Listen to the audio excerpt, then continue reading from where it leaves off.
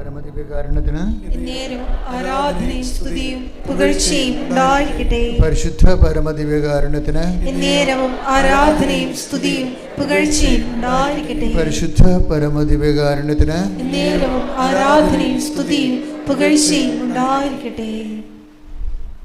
രീതിക്ക് ദൈവികമായ കാര്യങ്ങൾ പറയണമെങ്കിൽ ദൈവികമായ അഭിഷേകവും ആത്മബന്ധവും ഉണ്ടാകണം. ഈ പാടുന്ന ആൾക്കാർക്ക് അഭിഷേകം ഉണ്ടാകണമെങ്കിലും, പാട്ട് കേൾക്കുന്നിട്ട് കേട്ട് പാടുന്ന ആൾക്കാർക്ക് അഭിഷേകം ഉണ്ടാകണമെങ്കിലും മിനിമം പരിശുദ്ധാത്മകമായിട്ടൊരു ബന്ധമുണ്ടാകണം. ആത്മീയ കാര്യങ്ങളെല്ലാം അങ്ങനെയാണ്. ആർക്കെങ്കിലും എന്തെങ്കിലും ചെയ്ത് ഒപ്പിക്കാൻ പറ്റത്തില്ല.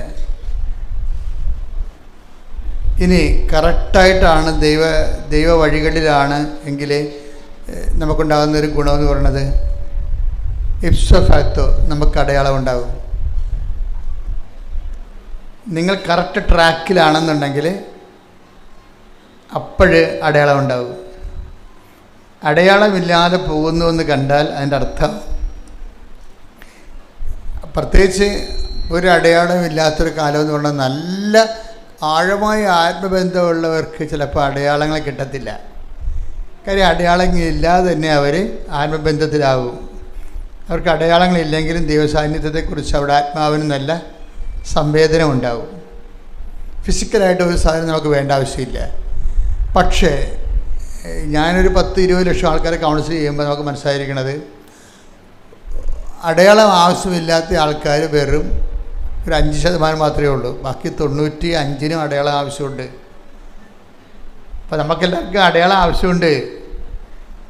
കാര്യം അടയാളം ആവശ്യമില്ലാത്ത സാഹചര്യം വന്നാൽ പരിശുദ്ധാത്മാവ്, ഇപ്പം നമ്മൾ ഈ ദിവസം എന്ന് വെച്ച് കഴിഞ്ഞാൽ ഒരു കുട്ടി, അവർ കുറച്ച് ഇൻ്റലിജൻ്റാണ്. ഈ കുട്ടി ഉടമ്പടി എടുത്തതിന് ശേഷം പിന്നീട് പരിശുദ്ധ കുർബാന സ്വീകരിക്കുമ്പോഴൊക്കെ കരയാൻ തുടങ്ങും. ഉടമ്പടിയുടെ ധ്യാനം കേട്ടാൽ തന്നെ, ഇത് ഈ മൊബൈലിൽ ധ്യാനം കേട്ടാൽ മതി, അപ്പം കരയാൻ തുടങ്ങും. ബൈബിളൊക്കെ വായിച്ചാൽ അപ്പം ബൈബിളിൽ കണ്ണുനീര് വീഴും. അതെന്താ പ്രശ്നം വെച്ച് കഴിഞ്ഞാൽ, ഈ പരിശുദ്ധാത്മാരുടെ വരദാനങ്ങളിൽ നമുക്കറിയാം ഭാഷാവരം, അതുപോലെ തന്നെ രോഗശാന്തി വരം, വിശ്വാസവരം. നമുക്ക് ദൈവത്തിൽ നിന്ന് കിട്ടുന്നതെല്ലാം നമ്മൾക്ക് കിട്ടുന്ന വരങ്ങളെന്ന് പറയണത് ബിബ്ലിക്കൽ ആയിട്ടുള്ള ഗിഫ്റ്റുകൾ. അതിന് ഗ്രേസ് എന്നല്ല പറഞ്ഞ, ഗിഫ്റ്റ് എന്നാണ് പറയണത്. പരിശുദ്ധാത്മാവിൻ്റെ വരങ്ങളെ gift of the holy spirit എന്നാണ് പറയണത്. മലയാളത്തിൽ തർജ്ജമ ചെയ്തിരിക്കുന്നത് സമ്മാനമൊന്നല്ല, ദാനമൊന്നല്ല, മറിച്ച് വരങ്ങളും ദാനങ്ങളും എന്ന് നമ്മൾ പറയും. പൊതുവെ രണ്ടും കൂടി കൂട്ടിച്ചേർത്ത് പറയും. പക്ഷേ ഇംഗ്ലീഷിലെ ഗിഫ്റ്റ് എന്ന് പറയും. എന്നുവെച്ചാൽ വരം, അതായത് പരിശുദ്ധാത്മാവ് ഭാഷാവരത്തോടെ സംസാരിക്കാൻ കഴിയുന്നത് ഗിഫ്റ്റാണ്. അത് ഗിഫ്റ്റ് ഓഫ് ടങ് എന്ന് പറയും, നാവിൻ്റെ വരമെന്ന് പറയും. നമ്മൾ പ്രാർത്ഥിച്ച് വരുമ്പോൾ പെട്ടെന്ന് പ്രാർത്ഥനയുടെ കൺട്രോൾ പോകും. എന്നിട്ട് പരിശുദ്ധാത്മാവ് നമ്മളിലൂടെ ലല്ലബീസ് പറയാൻ തുടങ്ങും. വെച്ച് കഴിഞ്ഞാൽ നമ്മളുടെ ഭാഷയ്ക്ക് പരിചയമില്ലാത്ത റിഥമാറ്റിക്, ചിലപ്പോൾ നോൺ റിഥമാറ്റിക് ആയിട്ടുള്ള സ്വരങ്ങൾ പുറപ്പെടുവിക്കും. പക്ഷെ അതിൻ്റെ ഒരു പ്രോബ്ലം എന്ന് പറയണത്, അതിന് അടുത്ത് പൗരസപ്പോസം പറയും, അങ്ങനെ ഒരു ആർക്കെങ്കിലും ഗിഫ്റ്റ് ഓഫ് ടങ് കിട്ടിയാൽ അത് ജനങ്ങൾക്ക് കർത്താവ് അതിലൂടെ കമ്മ്യൂണിക്കേറ്റ് ചെയ്യുന്നുണ്ട്. അതുകൊണ്ട് അടുത്തിരിക്കുന്ന ആളിനത് വ്യാഖ്യാനിക്കാനുള്ള വരം ഉണ്ടാവും. അപ്പോൾ അയാളത് പറയണം. വ്യാഖ്യാനിക്കാൻ വരമില്ല ഉള്ള ആരും ആ കമ്മ്യൂണിറ്റിയിൽ ഇല്ലെങ്കിൽ ഭാഷാപരക്കാരൻ നാവടക്കി ഇരിക്കുകയാണ് നല്ലതെന്ന് പറയും. അല്ല, പൗരസപ്പോസിൻ്റെ കൊറിന്ത്യസ് ലേഖനത്തിലുള്ളതാണ്. അവന് ഗിഫ്റ്റ് ഓഫ് ദി ടങ് പോലെ തന്നെയാണ് അത് നമുക്ക് വിശ്വാസവരം, ഫെയ്ത്ത് ഗിഫ്റ്റായിട്ട് കിട്ടും. നമ്മൾക്ക് ഫെയ്ത്ത് മെക്കാനിക്കലായിട്ട് കിട്ടുന്നുണ്ട്. ഫെയ്ത്ത് 2-3 തരത്തിലാണ് നമുക്ക് ഫെയ്ത്ത് വരണത്. വിശ്വാസം കേൾവിയിൽ നിന്ന് വരും, അല്ലേ? കേൾവി യേശുക്രിസ്തുവിനെ കുറിച്ചുള്ള പ്രസംഗങ്ങളിൽ നിന്ന് വരും. അതൊരു വരവാണ്. വിശ്വാസം എങ്ങനെ വരുന്നു, നമ്മളിലേക്ക് എങ്ങനെ വരണത്? വിശ്വാസം നമ്മളിലേക്ക് എങ്ങനെ വരണത്? ഒന്നെങ്ങനെ വരണത്? വിശ്വാസം കേൾവിയിൽ നിന്ന്. പിന്നെ എന്താണ്? കേൾവി യേശുക്രിസ്തുവിനെ കുറിച്ചുള്ള അറിവിൽ നിന്ന്, അല്ലെങ്കിൽ പ്രസംഗത്തിൽ നിന്ന് ആണ് വിശ്വാസം വരുന്നത്. ഇനി വിശ്വാസം ഗിഫ്റ്റായിട്ട് വരും. കാര്യം ഇതൊരു പ്രാഥമിക, ഇപ്പം നമ്മൾ ഒരു 10ാം ക്ലാസ് വരെയൊക്കെ പഠിക്കണ പോലെ തന്നെയാണ് വിശ്വാസം. കേൾവി യേശുക്രിസ്തുവിനെക്കുറിച്ചൊരു അറിവിൽ നിന്ന് ഇങ്ങനെ ബൈബിൾ വായിക്കുകയും ബൈബിൾ പ്രസംഗം കേൾക്കുകയും ചെയ്യുന്നതനുസരിച്ച് കൊണ്ട് നമുക്കൊരു വിശ്വാസം നമ്മൾ രൂപപ്പെട്ട് പതുക്കെ വരും. ഭയങ്കര സ്ലോ പ്രോസസ്സാണ് വിശ്വാസം. കേൾവിയിൽ നിന്ന് വരുന്നത് സ്ലോ പ്രോസസ്സാണ്. പക്ഷേ ഉള്ളത് ഉരുക്കായിട്ട് നല്ല ബലമായിട്ടിരിക്കും. അതാണ് ആ വിശ്വാസത്തിൻ്റെ പ്രശ്നം. അതായത് വിശ്വാസം കേൾവിയിൽ നിന്ന് വരണത്. ഇനി ഈ വിശ്വാസം തന്നെ ഗിഫ്റ്റായിട്ട് കിട്ടും. ഗിഫ്റ്റായിട്ട് കിട്ടുമെന്ന് വെച്ച് കഴിഞ്ഞാൽ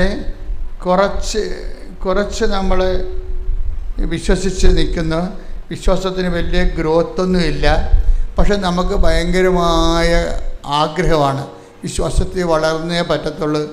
കർത്താവ്, കാര്യം വിശ്വാസം കൊണ്ടാണല്ലോ നീതിമാൻ ജീവിക്കണത്, ഇല്ലേ? ഇപ്പം ഹെബ്രായർ 11:1 എടുത്തേ. വിശ്വാസം എന്നത് വിശ്വാസം എന്നത് പ്രത്യാശിക്കുന്നവ, ലഭിക്കുമെന്ന ഉറപ്പും കാണപ്പെടാത്തവ ഉണ്ട് എന്ന ബോധ്യവുമാണ്. അപ്പോഴേ ഇത് ഒരു 1ാം ക്ലാസ് മുതൽ 4ാം ക്ലാസ് വരെയുള്ള വിശ്വാസത്തിൻ്റെ പ്രഥമ പാഠങ്ങളാണ്. ഈ വിശ്വാസത്തിൻ്റെ പ്രഥമ പാഠങ്ങൾ കഴിഞ്ഞാൽ പിന്നീട് എന്താണ്, ബൈബിൾ പിന്നെയും പറയും വിശ്വാസത്തിൻ്റെ പ്രഥമ പാഠങ്ങൾ തന്നെ നിങ്ങൾ കിടക്കരുത്. വിശ്വാസത്തിൻ്റെ പ്രഥമ പാഠങ്ങൾ കടന്ന് നമുക്ക് പക്വതയിലേക്ക് വളരാം, അല്ലേ? ഹെബ്രായർ 6:5 വിശ്വാസത്തിന്റെ പ്രഥമ പാഠങ്ങൾ. ശ്രുതികട ഹല്ലേലൂയ. 6:1 അതിനാൽ ക്രിസ്തുവിന്റെ വചനത്തിന്റെ പ്രഥമ പാഠങ്ങൾ പിന്നിട്ട് നമുക്ക് പക്വതയിലേക്ക് വളരാം.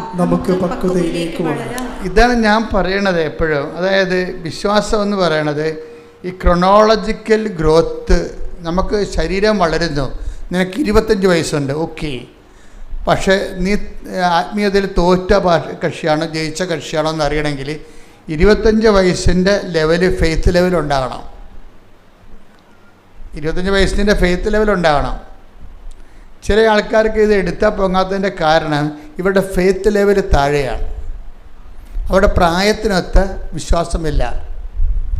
ചിലപ്പോൾ വയസ്സ് 70 ഉണ്ടാകും, വിശ്വാസം ചിലപ്പോൾ 7 വയസ്സുകാരൻ്റെതായിരിക്കും. കാര്യം ഇതിന് മെയിൻ്റെനൻസ് ആവശ്യമായൊരു വിഷയമാണ്. അതുകൊണ്ട് 10:17 റോമ 10:17 ആകയാൽ വിശ്വാസം കേൾവിയിൽ നിന്നും കേൾവി ക്രിസ്തുവിനെ പറ്റിയുള്ള പ്രസംഗത്തിൽ നിന്നുമാണ്. ഈ ക്രിസ്തുവിന് വിശ്വാസം വളരണമെങ്കിൽ നമുക്ക് പല വിശ്വാസം ഉണ്ടാവും, അല്ലേ? അമേരിക്കയും ഇപ്പോൾ ഇറാനും ഇസ്രായേലും തമ്മിൽ യുദ്ധം ചെയ്യുന്നു. ചിലർ വിശ്വസിക്കണത് ഇറാൻ ജയിക്കുമെന്ന്, ചില ആൾക്കാർ വിശ്വസിക്കണത് ഇസ്രായേൽ ജയിക്കുമെന്ന്. അങ്ങനെയൊക്കെ മനുഷ്യന്മാർക്ക് പല പല വിശ്വാസം ഉണ്ടാവും. പക്ഷേ ദൈവികമായ ഫെയ്ത്ത് എന്ന് പറയുന്നത് ക്രിസ്തുവിനെ കേന്ദ്രീകരിച്ചാണ് വരണത്. ക്രിസ്തുവിന് നിനക്കുള്ള അറിവാണ് നിൻ്റെ അനുഭവങ്ങളുടെ അനുപാതത്തെ നിശ്ചയിക്കുന്നത്. ക്രിസ്തുവിന് നിനക്കുള്ള അറിവ് ആണ്. അപ്പോൾ എപ്പോഴും നമുക്ക് ഈ പരിശുദ്ധാത്മാവിനോട് നമ്മൾ ചോദിക്കുമ്പോൾ, നിങ്ങൾ ഉടമ്പടി എടുക്കുമ്പോഴൊക്കെ നിയോഗങ്ങളൊക്കെ ഇതില്ലേ, അപ്പോൾ ഇന്ന് പുതുക്കുമ്പോഴെങ്കിലും നിങ്ങൾ ശ്രദ്ധിക്കണം. പരിശുദ്ധാത്മാവിനോട് ചോദിക്കണത്, ഇപ്പം നമ്മൾ പരിശുദ്ധാത്മാവിന് വേണമെന്ന് പറയണത്, പരിശുദ്ധാത്മാവിൻ്റെ ദാനങ്ങൾ 7 7 10 70,000 ഒക്കെ ഉണ്ട്. പക്ഷെ നമ്മളതിനൊരു ഒരു കാറ്റഗറിക്കലേക്ക് ചെയ്യാൻ വേണ്ടിയാണ് നമ്മൾ 7 പറയണത്. 7 പറഞ്ഞാൽ എല്ലാം ബൈബിൾ പഠിക്കണത്. 7 ദിവസം ദൈവം സൃഷ്ടിച്ചത്, അങ്ങനെ എല്ലാ ഉദാശകൾ 7. അങ്ങനെ എന്താ കാര്യത്തിൽ 7 ഒരു പൂർണ്ണമായ നമ്പർ ആയതുകൊണ്ടും ബിബ്ലിക്കൽ റെവലേഷൻ്റെ ഭാഗമായതുകൊണ്ടുമാണ്. അപ്പോൾ ഈ വിശ്വാസം, ഇപ്പോൾ 7 ദാനങ്ങളെന്ന് പറയുമ്പോൾ 70 ദാനങ്ങളും 700 7,000 ദാനങ്ങളുണ്ട്. അത് നമ്മൾ വളരുന്നതനുസരിച്ച്. പക്ഷേ ബേസിക്കായിട്ട് ഈ ദാനങ്ങളുടെ വേഷപ്പകർച്ചകളോ അല്ലെങ്കിൽ വളർച്ചാരൂപങ്ങളോ ഒക്കെ ആയിരിക്കും മറ്റു ദാനങ്ങളെന്ന് പറയണത്. അപ്പോൾ ഈ യേശുക്രിസ്തുവിൽ ഇപ്പം നിങ്ങളെ ഒരു സബ്ജക്റ്റ്, നിങ്ങളിപ്പോൾ ഉടമ്പടി ചെയ്യുന്ന നമ്മളെല്ലാവരും ഭൗതികമായ വിഷയങ്ങളാണ് വെച്ചിരിക്കുന്നത്. ചിലർ വസ്തുവിക്കാൻ വയ്ക്കും, അല്ലേ? ചില ആൾക്കാർ കല്യാണം കഴിക്കാൻ വേണ്ടി ഉടമ്പടി ചെയ്യും, ചിലർ പരീക്ഷ ജയിക്കാൻ വേണ്ടി ഉടമ്പടി ചെയ്യും, ചിലർ കേസ് മാറാൻ വേണ്ടി ഉടമ്പടി ചെയ്യും. ഓക്കെ, ഇതെല്ലാം നമുക്ക് ആവശ്യമാണ്. ഇത് വെള്ളം പോലെ ഇരിക്കും സംഭവം. വിഷയങ്ങളെല്ലാം വെള്ളം പോലെയാണ്. വള്ളം ഇങ്ങനെ പോകണമെന്നുണ്ടെങ്കിൽ എന്ത് വേണം? വെള്ളം വേണം, അല്ലേ? വള്ളം ഇങ്ങനെ പോകണമെന്നുണ്ടെങ്കിൽ വെള്ളം വേണം. വിശ്വാസം വളരണമെങ്കിൽ വിഷയങ്ങൾ വേണം. അപ്പോൾ നമ്മളെ സംബന്ധിച്ച് പറഞ്ഞാൽ മനസ്സിലാകുന്നില്ലേ? വിശ്വാസം വളരണമെന്നുണ്ടെങ്കിൽ വിഷയങ്ങൾ വേണം, ജീവിത വിഷയങ്ങൾ വേണം. ഒരു വിഷയമില്ല എന്നുണ്ടെങ്കിൽ നമുക്ക് വിശ്വാസം വളർത്തിയെടുക്കാൻ. ഇപ്പോൾ നമ്മൾ കളർ എന്ന് പറയണത് നിറം. വാട്ട് ഈസ് കളർ എന്ന് പറഞ്ഞു കഴിഞ്ഞാൽ നമ്മൾ നീല പച്ച എന്നൊക്കെ പറയുമ്പോൾ അതിൻ്റെ പേരല്ലേ. What is colour? ഇന്ന് നമുക്ക് അത് ശരിക്കും പറഞ്ഞാൽ അത് ഫിസിക്സിൻ്റെ സബ്ജക്റ്റാണോ കെമിസ്ട്രിയുടെ സബ്ജക്റ്റാണോ? രണ്ടും അതിൻ്റെ അകത്തുണ്ട്.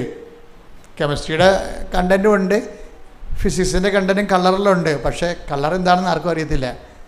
കളറ് പച്ചയെന്ന് പറയുമ്പോൾ നമ്മളതിൻ്റെ ഇൻറ്റൻസിറ്റി, നമ്മളെ ഒരു കണ്ണ് ഒരു വസ്തുവിനെ സംവേദനമാക്കുമ്പോഴുണ്ടാകുന്ന ഡിസ്റ്റൻസ് അനുസരിച്ചുള്ള ഇൻറ്റൻസിറ്റിയിൽ ഉണ്ടാകുന്ന അനുഭവ തലങ്ങളെയാണ് കളർ എന്ന് പറയുന്നത്. പക്ഷേ നമ്മൾ ബൈബിൾ ബ്രൗൺ കളർ എന്നല്ല പറയണത്. ബൈബിൾ ബ്രൗൺ ആണെന്ന് പറഞ്ഞു കഴിഞ്ഞാൽ അതിൻ്റെ കൂടെ പറ്റിച്ചേർന്നിരിക്കുന്നത് നമുക്ക് ബ്രൗൺ പോലെ മനസ്സിലാകുന്നു. മനസ്സിലായില്ലേ? ബ്രൗൺ പോലെ മനസ്സിലാകും. ഇതുപോലെയാണ് വിശ്വാസത്തെ സംബന്ധിച്ചിടത്തോളം.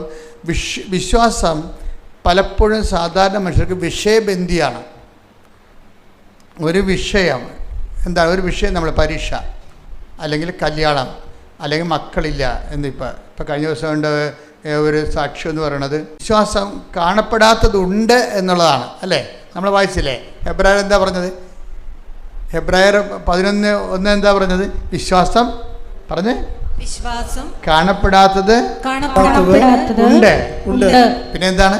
പ്രത്യാശിക്കുന്നവ ലഭിക്കുമെന്നുള്ള ഉറപ്പാണ്. അപ്പം കാണപ്പെടാത്ത സാധനത്തിനെ കാണപ്പെടുന്ന പരുവത്തിലേക്ക് മാറ്റിയെടുക്കുന്നതിന് ഉപയോഗിക്കുന്ന പവറാണ് ഈ വിശ്വാസം എന്ന് പറയണത്. കാണപ്പെടുന്നില്ല, ആ സംഭവമില്ല.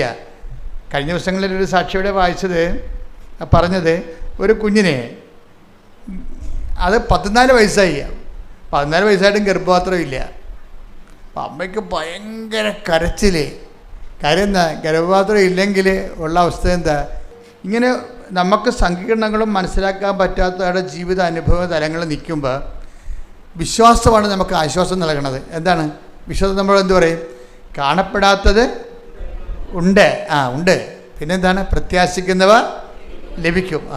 വിശ്വാസത്തിൻ്റെ റോൾ എന്താ? What is the role of faith? അത് കാണപ്പെടാത്തത് ഉണ്ട്. നമ്മളെ സംബന്ധിച്ചിടത്തോളം നമുക്ക് വേണ്ട പല സാധനങ്ങളും കൺമുമ്പിലില്ല. You got the point. നമുക്ക് വേണ്ട പല സാധനങ്ങളും കൺമുമ്പിലില്ല. പക്ഷെ നമ്മൾ ദൈവത്തെ കക്ഷി ചേർത്തുകൊണ്ട് നമ്മൾ വിശ്വസിക്കുന്നു. It is there. അതാണ് നമ്മൾ പറയണത്. കർത്താവിൻ്റെ കൈകളിലെന്നാണ് നമ്മൾ പറയണത്. കാണപ്പെടാത്തത് നമുക്ക് ആവശ്യമുള്ളത് ഇപ്പം നമ്മുടെ കൺമുമ്പിലില്ല. പക്ഷെ നമ്മൾ പറയും, എന്ത് പറയും? കർത്താവിൻ്റെ കൈകളിൽ ഉണ്ട് എന്ന് പറയും. കാണപ്പെടാത്തത് ഉണ്ട് എന്ന് വെച്ചാൽ ബൈബിൾ ഉദ്ദേശിക്കുന്നത് ദൈവത്തിൻ്റെ കൈകളിലുണ്ടെന്നാണ്. അതാർക്ക് കിട്ടും? പ്രത്യാശിക്കുന്നവർക്ക് ലഭിക്കും. പ്രത്യാശിക്കുന്നവർക്ക്. ശരിക്കും പറഞ്ഞാൽ വിശ്വാസത്തെ ആക്ടിവേറ്റ് ചെയ്യണത് ഈ പ്രത്യാശയാണ്. നമ്മൾ ഉടമ്പടി ചെയ്യണമെന്ന് വെച്ച് കഴിഞ്ഞാൽ നമ്മൾ എന്താ നമ്മളെ പ്രത്യാശയെയും വിശ്വാസത്തെയും മെറ്റീരിയലൈസ് ചെയ്യാൻ വേണ്ടിയുള്ള എഫിഷ്യൻസിയാണ് ഉടമ്പടി കാഴ്ചവെക്കുന്നത്. അത് ഞാൻ വളരെ ലളിതമായിട്ട് പറയാം. ബുദ്ധിയുള്ളവരും കുറച്ചുകൂടി വിദ്യാഭ്യാസം കൂടുതലുള്ളവരും അച്ഛൻ ആദ്യം പറഞ്ഞ ഫോളോ ചെയ്യണം. രണ്ടാമത് പറയണത് അതിൽ താഴെ ഗ്രാസ്പിംഗ് പവർ ഉള്ളവർക്കാണ്. എന്ന് വെച്ച് കഴിഞ്ഞാൽ ഈ വിഷയത്തെ സംബന്ധിച്ചിടത്തോളം വിശ്വാസം എന്നത് കാണപ്പെടാത്തതുണ്ട്. നമ്മുടെ കയ്യിലില്ല, പക്ഷേ കർത്താവിൻ്റെ കയ്യിലത് ഉണ്ട് അല്ലേ? ഇനി എന്ത് ചെയ്യണം? വിശ്വാസം എന്നത് കാണപ്പെടാത്തതുണ്ട്, പ്രത്യാശിക്കുന്നവ ലഭിക്കുമെന്നുള്ള ഉറപ്പ്. ഈ പ്രത്യാശ ആരിലാണ്? ദൈവത്തിലാണ് പ്രത്യാശിക്കുന്നത്. ഈ പ്രത്യാശയ്ക്ക് നമ്മൾ ഇൻവെസ്റ്റ് ചെയ്യണത് എന്താണ്? നമ്മുടെ പ്രത്യാശയുടെ പ്രകടിപ്പിക്കുന്നതിന് നമ്മൾ ഉപയോഗിക്കുന്നതാണ് വിശ്വാസം. പിന്നെന്താണ് വിശ്വാസം? അതാണ് ഈ പ്രാർത്ഥന. ഞാൻ ചില പ്രാർത്ഥനക്കാരെ ഞാൻ ശരിക്കും വഴക്കിടും. എന്താ കാര്യം? അവർ 60 വർഷമായാലും പ്രാർത്ഥന തന്നെയാണ് ഇൻസ്ട്രുമെൻ്റായിട്ട് കൊണ്ടു നടക്കുന്നത്. 60 വർഷമായാലും അവർക്ക് പ്രാർത്ഥന, അവർക്കതേ അറിയാൻ പാടുള്ളൂ. പക്ഷെ ഒരു മേജർ സബ്ജക്റ്റിനെ അഡ്രസ്സ് ചെയ്യാൻ പ്രാർത്ഥന ചിലപ്പോൾ പരാജയമായിരിക്കും. എന്താ കാര്യം? പ്രാർത്ഥന വർക്കൗട്ട് ചെയ്യേണ്ടത് വിശ്വാസത്തിലാണ്. അത് ദൈവിക പുണ്യത്തിൻ്റെ ആദ്യ ഭാഗമേ ആകുന്നുള്ളൂ. രണ്ടാം ഭാഗം എന്താണ്? പ്രത്യാശയാണ്. മൂന്നാം ഭാഗം എന്താണ്? സ്നേഹമാണ്. മനസ്സിലായില്ലേ? ഈ എപ്പോഴും നമ്മൾ ശ്രദ്ധിക്കേണ്ടത് സ്നേഹം, അതായത് ചിലരുടെ വിശ്വാസം ചില വിഷയങ്ങൾ പ്രാർത്ഥനയാൽ പ്രവർത്തനക്ഷമമാകും. ഈ വാഗുണ്ട് ഒരു 10 ജപമാല ചൊല്ലിയാൽ പ്രവർത്തനക്ഷമമാകും, പ്രാർത്ഥനയാൽ പ്രവർത്തനക്ഷമമാകും. ചിലത് അതിനേക്കാൾ മേജറാണത് പ്രാർത്ഥന കൊണ്ട് നിൽക്കത്തില്ല. മനസ്സിലായില്ലേ?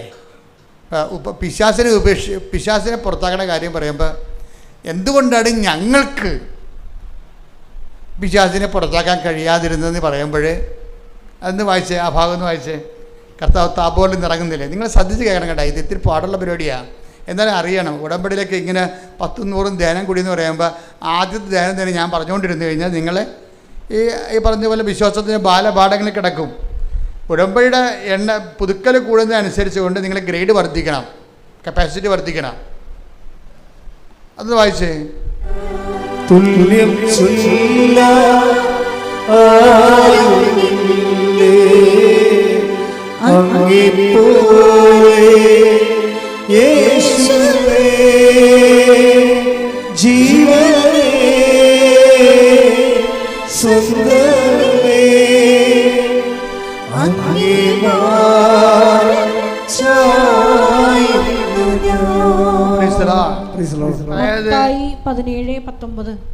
മത്തായി 17:19 വായിച്ചോളൂ. അനന്തരം ശിഷ്യന്മാർ തനിച്ച് യേശുവിനെ സമീപിച്ച് ചോദിച്ചു.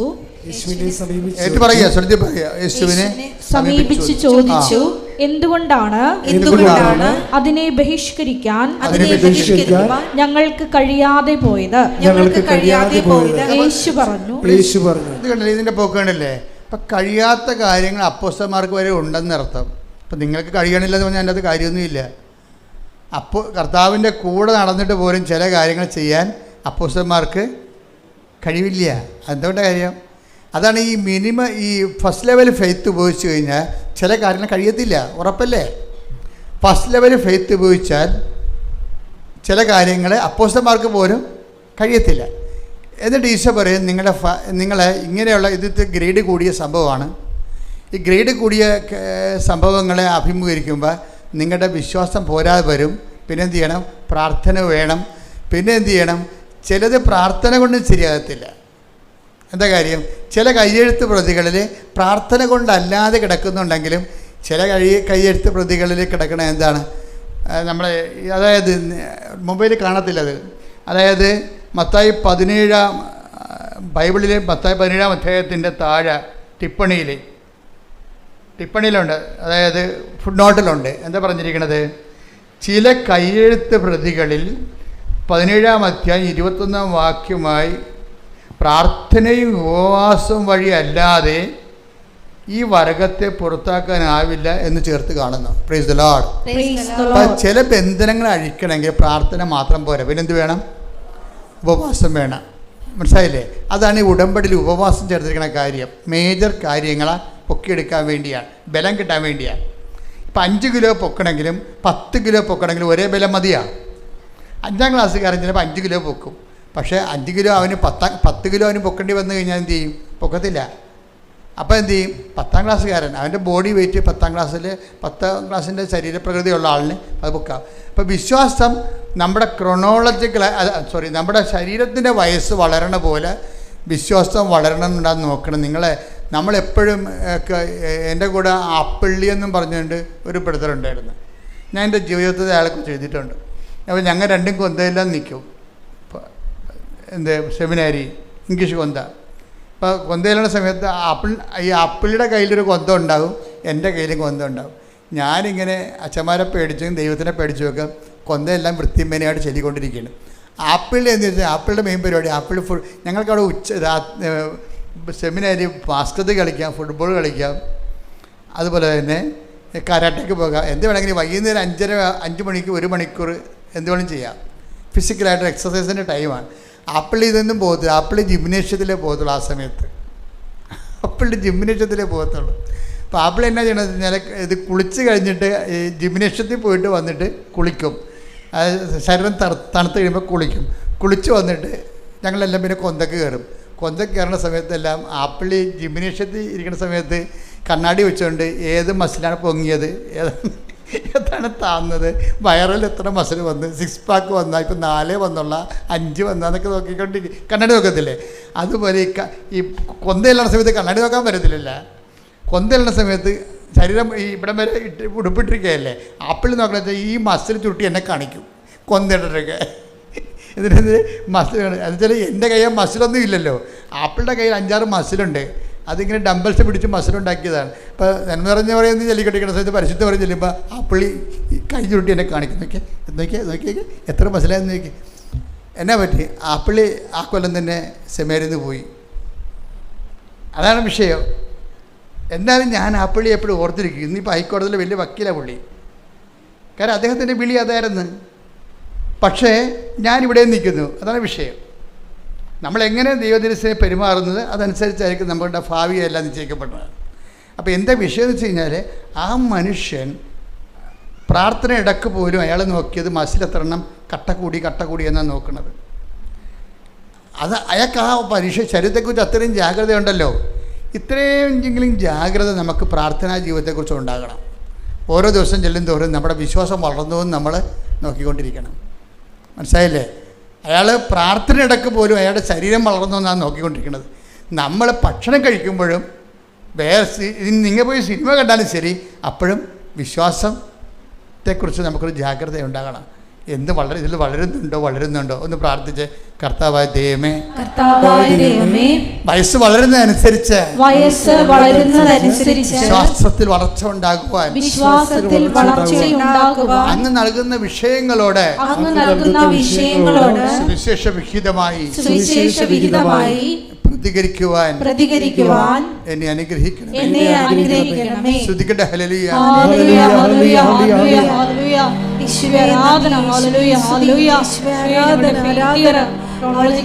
മുകളിലായി ഇപ്പോഴും നിൽക്കുവാൻ ആരാധനയിലൂടെ അധിക അഭിഷേകം ഞങ്ങൾക്ക് നൽകണമേ. Hallelujah, hallelujah. ഒരുമിച്ച് പാടുക.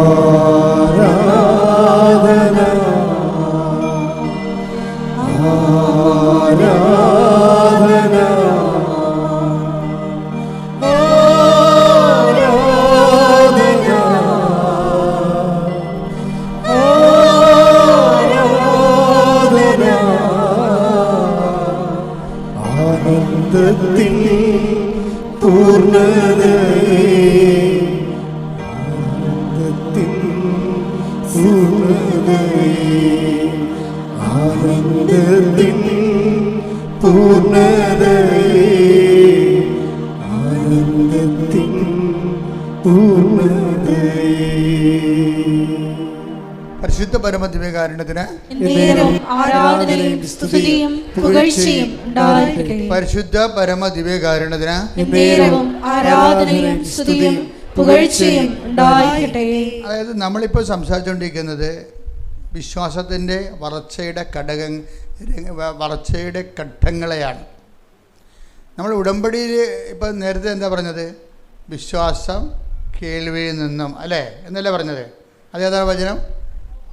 റോമ 10:17. വിശ്വാസം കേൾവിയിൽ നിന്നും, കേൾവി യേശുക്രിസ്തുവിനെ കുറിച്ചുള്ള പ്രസംഗത്തിൽ നിന്നും. അതാണ് ഈ പ്രഥമ പാഠമെന്ന് പറയണത്.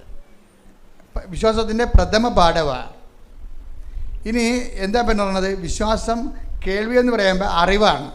മനസ്സിലായില്ലേ? വിശ്വാസം അറിവിൽ നിന്ന്, യേശുക്രിസ്തുവിനെ കുറിച്ചുള്ള അറിവിൽ നിന്ന് കിട്ടിയാൽ കുറച്ച് നമുക്ക് ഈ അറിവ് വെച്ച് പ്രാർത്ഥിക്കാൻ പറ്റും. മനസ്സിലായി? വിശ്വാസം കേൾവി എന്ന് പറയുമ്പോൾ നമ്മൾ വിശ്വാസം ക്രിസ്തുവിനെ കുറിച്ചുള്ള പ്രസംഗം എന്ന് പറയുമ്പോൾ ക്രിസ്തുവിനെ കുറിച്ചുള്ള അറിവാണത്, അല്ലേ? അപ്പോൾ ബൈബിൾ വായിച്ചാലും ബൈബിൾ പ്രസംഗം കേട്ടാലും നമുക്ക് എന്താ സംഭവിക്കുന്നത്? യേശു ക്രിസ്തുവിനെ കുറിച്ചുള്ള അറിവ് കിട്ടും, ഇല്ലേ? അങ്ങനെ വിശ്വാസം അറിവിൽ നിന്നും, അപ്പോൾ വിശ്വാസം അറിവിൽ നിന്നും, ഈ അറിവ് വെച്ച് നമുക്ക് എന്ത് ചെയ്യാൻ പറ്റും? അറിവ് വെച്ച് നമുക്ക് പ്രാർത്ഥിക്കാൻ പറ്റും, ഇല്ലേ? അത് ലെവലാണ്. പക്ഷെ പ്രാർത്ഥന കൊണ്ട് ചില കാര്യങ്ങൾ നടക്കത്തില്ല. അതിനെന്ത് ചെയ്യണം?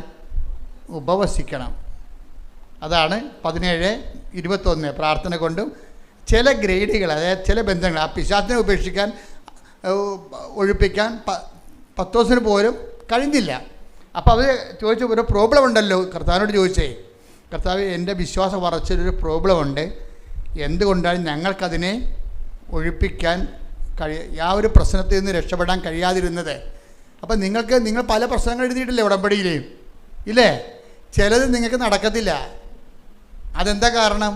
അതാണ് അപ്പോസ്തലന്മാർ ചോദിക്കുന്നത്, എന്തുകൊണ്ടാണ് ഞങ്ങൾക്കതിനെ ഒഴിപ്പിക്കാൻ കഴിയാതിരുന്നതുകൊണ്ട്?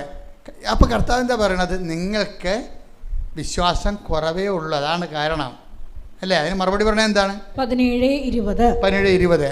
യേശു പറഞ്ഞു നിങ്ങളുടെ അല്പവിശ്വാസം കൊണ്ട് തന്നെ. അപ്പോൾ എന്താ പ്രശ്നം? ഈ പ്രാർത്ഥനയിലൂടെ ആക്ടിവേറ്റ് ചെയ്യുന്ന ഫെയ്ത്ത്, അതായത് പ്രഥമ പാഠം എന്താണ്? വിശ്വാസത്തിൻ്റെ പ്രഥമ പാഠം എന്ന് പറഞ്ഞിട്ടില്ലേ? അതായത് അത് ഹെബ്രായർ എത്രയാണ്? 6. ഹെബ്രായർ 6:1 വായിച്ചേ. അതിനാൽ ക്രിസ്തുവിന്റെ വചനത്തിന്റെ പ്രഥമ പാഠങ്ങൾ പിന്നിട്ട് നമുക്ക് പക്വതയിലേക്ക് വളരാം.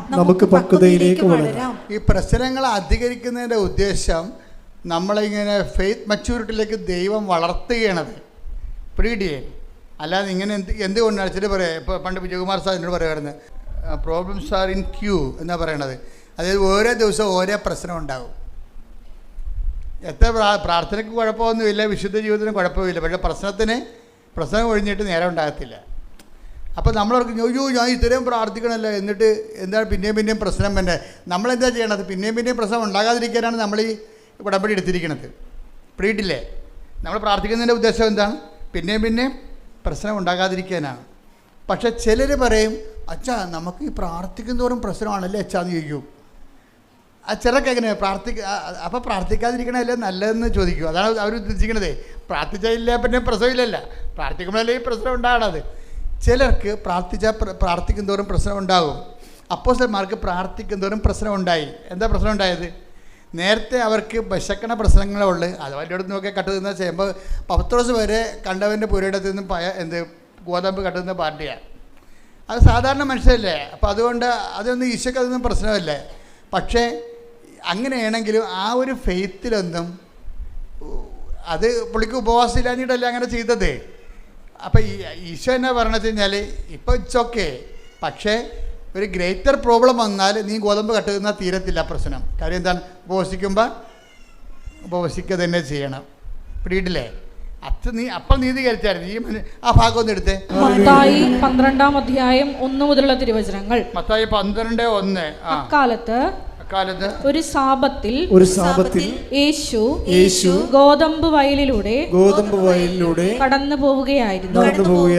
അവന്റെ ശിഷ്യന്മാർക്ക് വിശന്നു. അവർ കതിരുകൾ പറിച്ചു തിന്നാൻ തുടങ്ങി. ഫരിസേയർ ഇത് കണ്ട് അവനോട് പറഞ്ഞു, നോക്കൂ, സാബത്തിൽ നിഷിദ്ധമായത് നിന്റെ ശിഷ്യന്മാർ ചെയ്യുന്നു. അവൻ പറഞ്ഞു, വിശന്നപ്പോൾ ദാവീദും അനുചരന്മാരും എന്താണ് ചെയ്തതെന്ന് നിങ്ങൾ വായിച്ചിട്ടില്ലേ? അവൻ ദൈവഭവനത്തിൽ പ്രവേശിച്ച് പുരോഹിതന്മാർക്കല്ലാതെ തനിക്കോ സഹചരന്മാർക്കോ ഭക്ഷിക്കാൻ അനുവാദമില്ലാത്ത കാഴ്ചയപ്പം ഭക്ഷിച്ചതെങ്ങനെ? അല്ലെങ്കിൽ സാബത്ത് ദിവസം ദേവാലയത്തിലെ പുരോഹിതന്മാർ സാബത്ത് ലംഘിക്കുകയും അതേസമയം കുറ്റമറ്റവരായിരിക്കുകയും ചെയ്യുന്നത് എങ്ങനെയെന്ന് നിങ്ങൾ നിയമത്തിൽ വായിച്ചിട്ടില്ലേ? എന്നാൽ ഞാൻ നിങ്ങളോട് പറയുന്നു, ദേവാലയത്തേക്കാൾ ശ്രേഷ്ഠമായ ഒന്ന് ഇവിടെയുണ്ട്. ഇതിൻ്റെ ഒരു വിഷയം എന്ന് പറഞ്ഞാൽ വളരെ ശ്രദ്ധിച്ചിരിക്കണേ. അതായത് ഇപ്പോഴും ഉപവാസത്തെ ഈശോ കോംപ്രമൈസ് ചെയ്യുകയാണ്.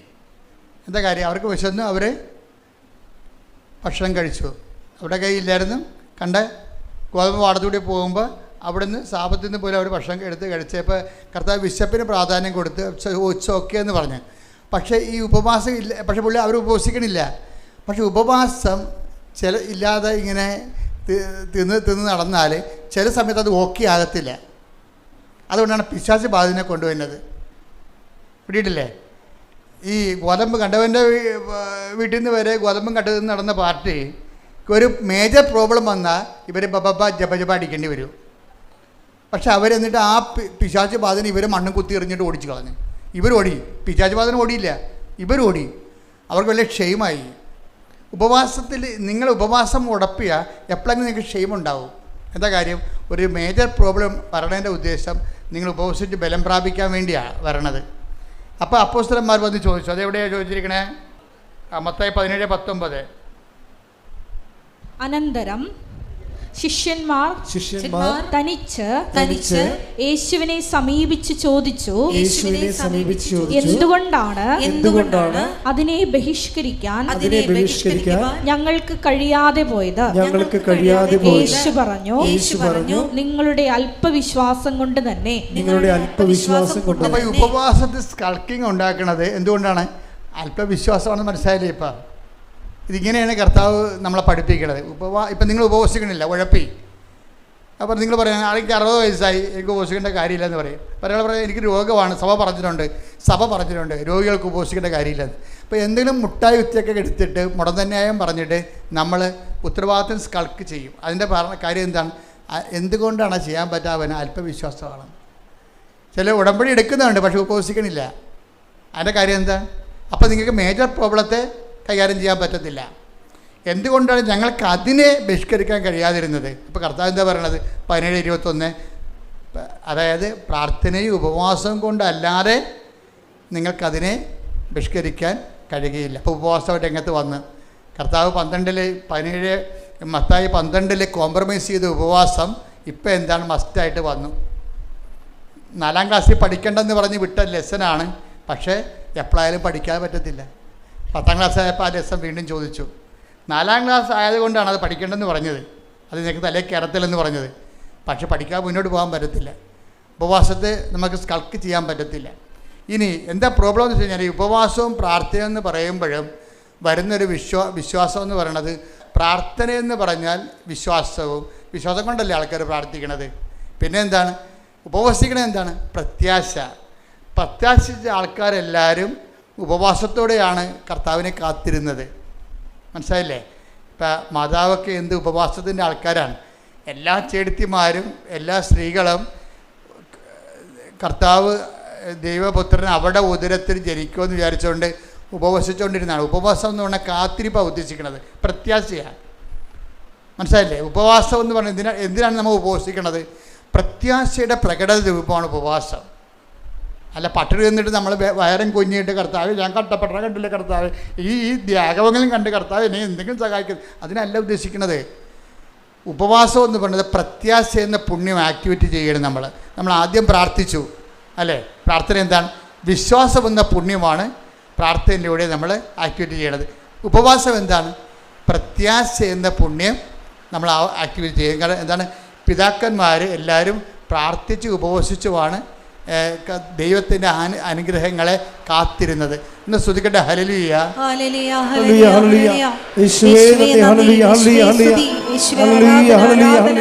പ്രാർത്ഥന എന്താണത്? വിശ്വാസത്തിൻ്റെ പ്രകട രൂപം പ്രാർത്ഥന. ഉപവാസം എന്താണത്? പ്രത്യാശയുടെ പ്രകട രൂപം. നമ്മൾ ഉപവസിച്ച എന്താ അർത്ഥം? നമ്മൾ പട്ടിണി നിന്നിട്ട് ദൈവത്തിന് കിട്ടാനാ? ദൈവത്തിന് കിട്ടണത് നമ്മൾ ആ വിഷയത്തിൽ പ്രത്യാശ അർപ്പിക്കുന്നു. കർത്താവിൽ നമ്മൾ പ്രത്യാശ അർപ്പിക്കുന്നു. അതിന് പകരം അത് കർത്താവിൽ നമ്മൾ പ്രത്യാശ അർപ്പിക്കുന്നുവെന്ന് ദൈവത്തോട് പറയാൻ വേണ്ടിയാണ് നമ്മളെന്ത് ചെയ്യണത്? ഉപവസിക്കണത്. റെഡിയാ? അപ്പോൾ ഉപവസിക്കണത് എന്തിനാണ്? പ്രത്യാശ എന്ന പുണ്യം. ഇപ്പോൾ നമ്മൾ ജപമാല പ്രാർത്ഥിക്കുമ്പോൾ എന്താ?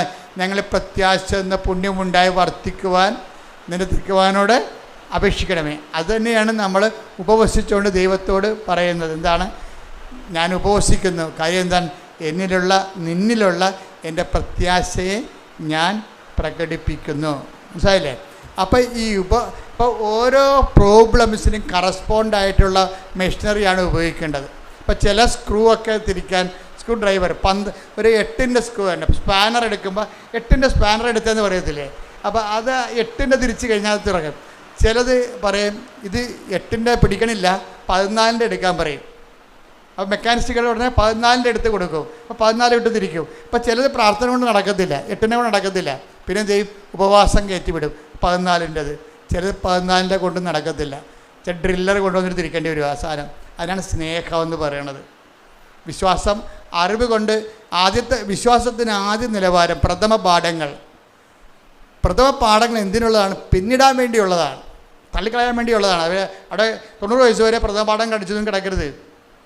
90 വയസ്സായി ഇപ്പോഴും വിശ്വാസത്തിൻ്റെ പ്രഥമ പാഠമാണ്.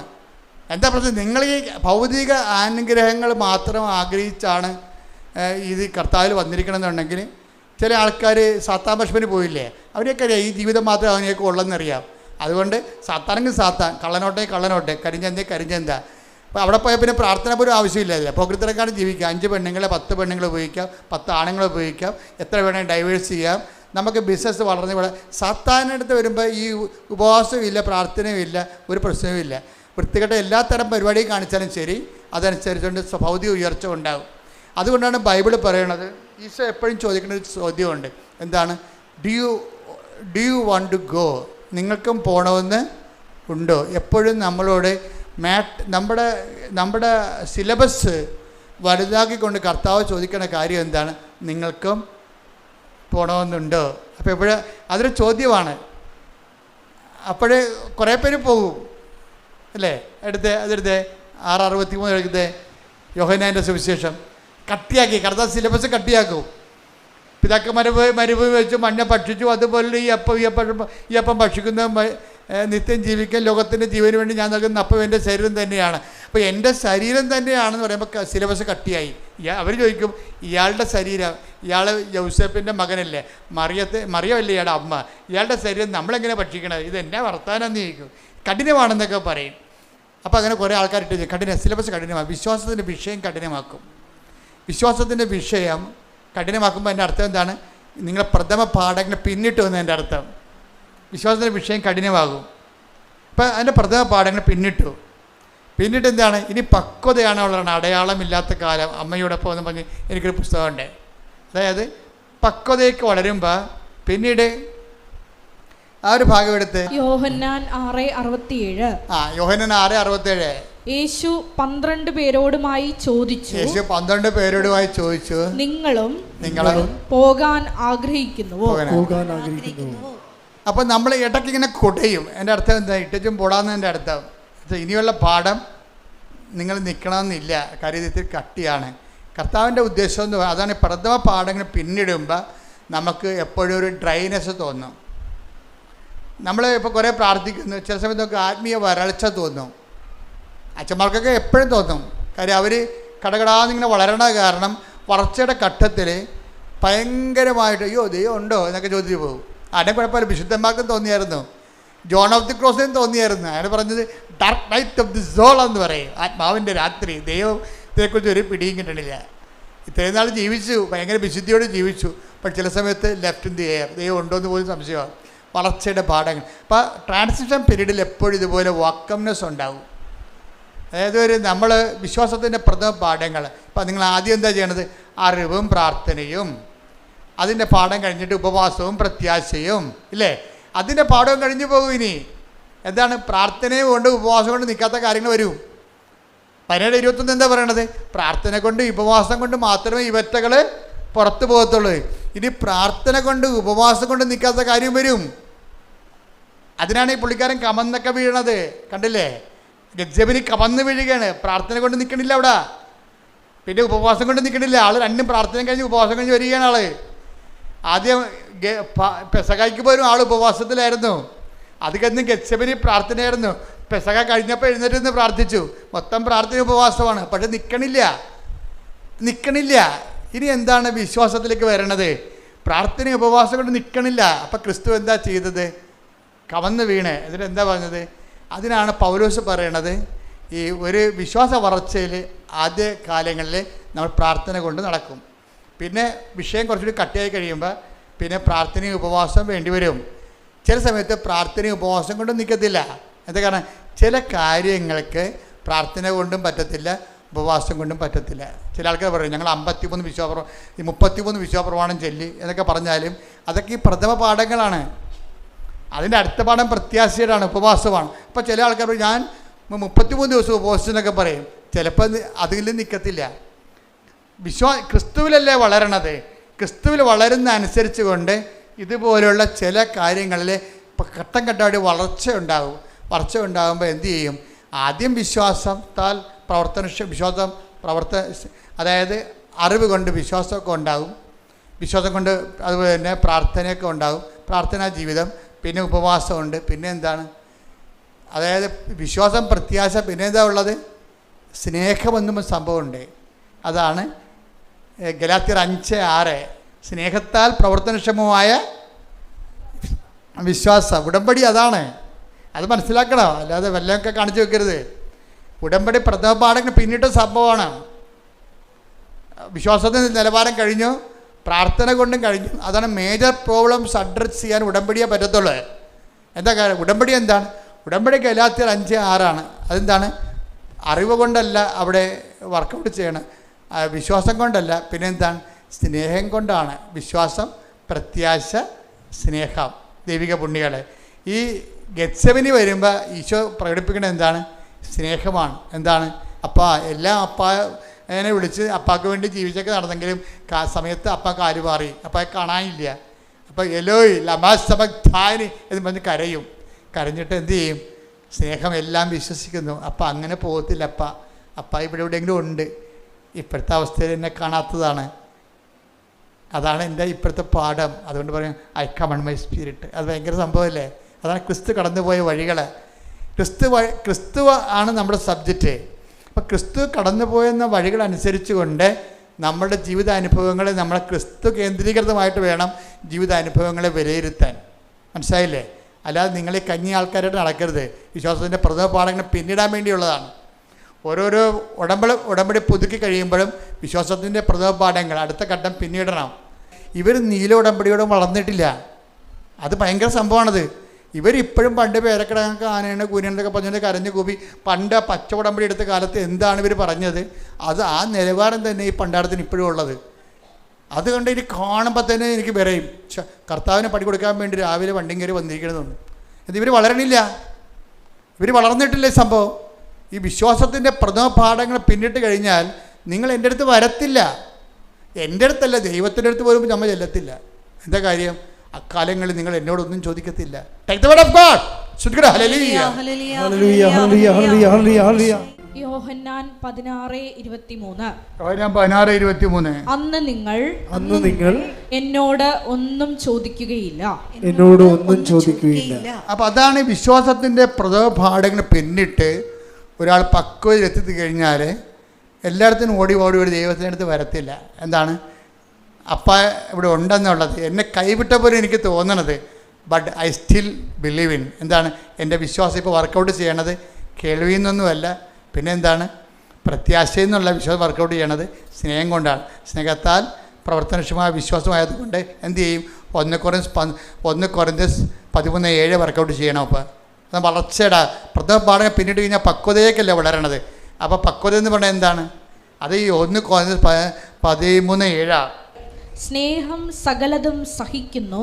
സ്നേഹം സകലതും സഹിക്കുന്നു, സകലതും വിശ്വസിക്കുന്നു. വിശ്വസിക്കുന്നു. ഇതാണ് വിഷയം. അതായത് ആ കുരിശിൽ സംഭവിക്കണ ഇതാണ്. ഏലോയ് ഏലോയ് ലമാ സബക്താനി എന്ന് ഈശോ ചോദിക്കത്തില്ലേ? അപ്പം നീ എന്നെ കൈവിട്ടോന്ന് ചോദിക്കണില്ലേ? എന്നിട്ട് എന്താ പറയണത്? അതായത് അവിടെ ഈശോയുടെ ഉപവാസം കഴിഞ്ഞു, പ്രാർത്ഥന കഴിഞ്ഞു, ഉപവാസം കഴിഞ്ഞു. പക്ഷേ ദൈവം കൈവിട്ട പോലെ ആയിപ്പോയി. പ്രാർത്ഥിച്ചിട്ട് നിന്നില്ലല്ല. പ്രാർത്ഥിച്ച് നിന്നോ? പിന്നെ എന്താണ്? പിന്നെ ഇത് ഈശോ ഉപവസിച്ചു. കഴിക്കുന്ന ഈ ഒടുക്കത്തെ താഴത്തിൽ ഇരുന്നുകൊണ്ട് 10 ദിവസം പറയുന്നുണ്ട് കഴിക്കണില്ലേ എന്ന് പറയും. അപ്പോൾ ഈശോ പറയും എനിക്കിനി ഉപവാസമാണ്, നാളെ ഈ സമയത്ത് അപ്പായുടെ കൂടെ മേശപ്പുറത്ത് പെസക ഞാൻ കഴിക്കും, സ്വർഗീയ എഴുന്നേശാരയിലെന്ന് പറയും. എന്നിട്ട് അവൻ എഴുന്നേരുന്നിട്ട് ഭയങ്കരമായൊരു സ്വസ്ത്രഗീതം ആരംഭിക്കും. എല്ലാവരും കൈയടിച്ച് സ്തുതിച്ച് പുറത്തു പോകും. കുറച്ച് കഴിയുമ്പോൾ അവൻ താഴെ വീഴും. എന്താ കാര്യം? ഇത്രയും പ്രാർത്ഥനയും ഉപവാസം ഉണ്ടെങ്കിലും അവന് അഭിമുഖീകരിക്കേണ്ട വിഷയത്തെ കൈകാര്യം ചെയ്യാൻ ഈ പ്രാർത്ഥനയ്ക്ക് ഉപവാസത്തിനും പറ്റണില്ല. അതാ വിഷയം. ആ വീണുപോയി.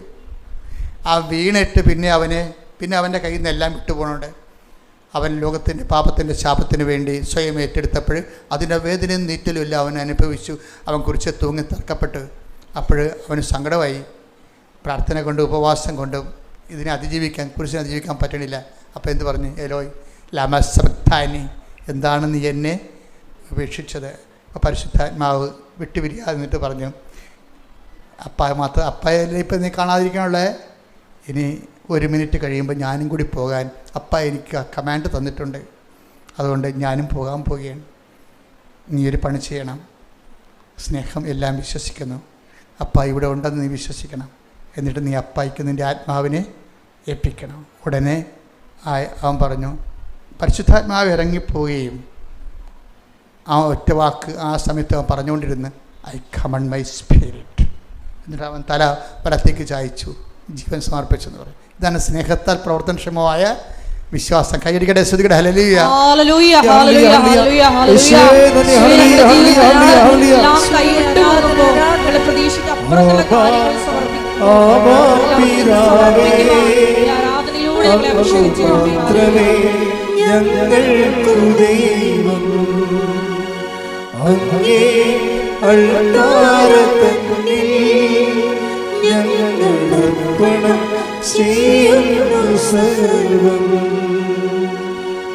ഇതിൻ്റെ വിഷയം എന്ന് പറയണത്, ഉടമ്പടി എപ്പോഴും ടാർഗറ്റ് ചെയ്യുമ്പോൾ അതെന്താണ്? ഉടമ്പടി എന്താണ്? സ്നേഹത്താൽ പ്രവർത്തനക്ഷമമായ വിശ്വാസത്തിലേക്കുള്ള യാത്രയാണത്.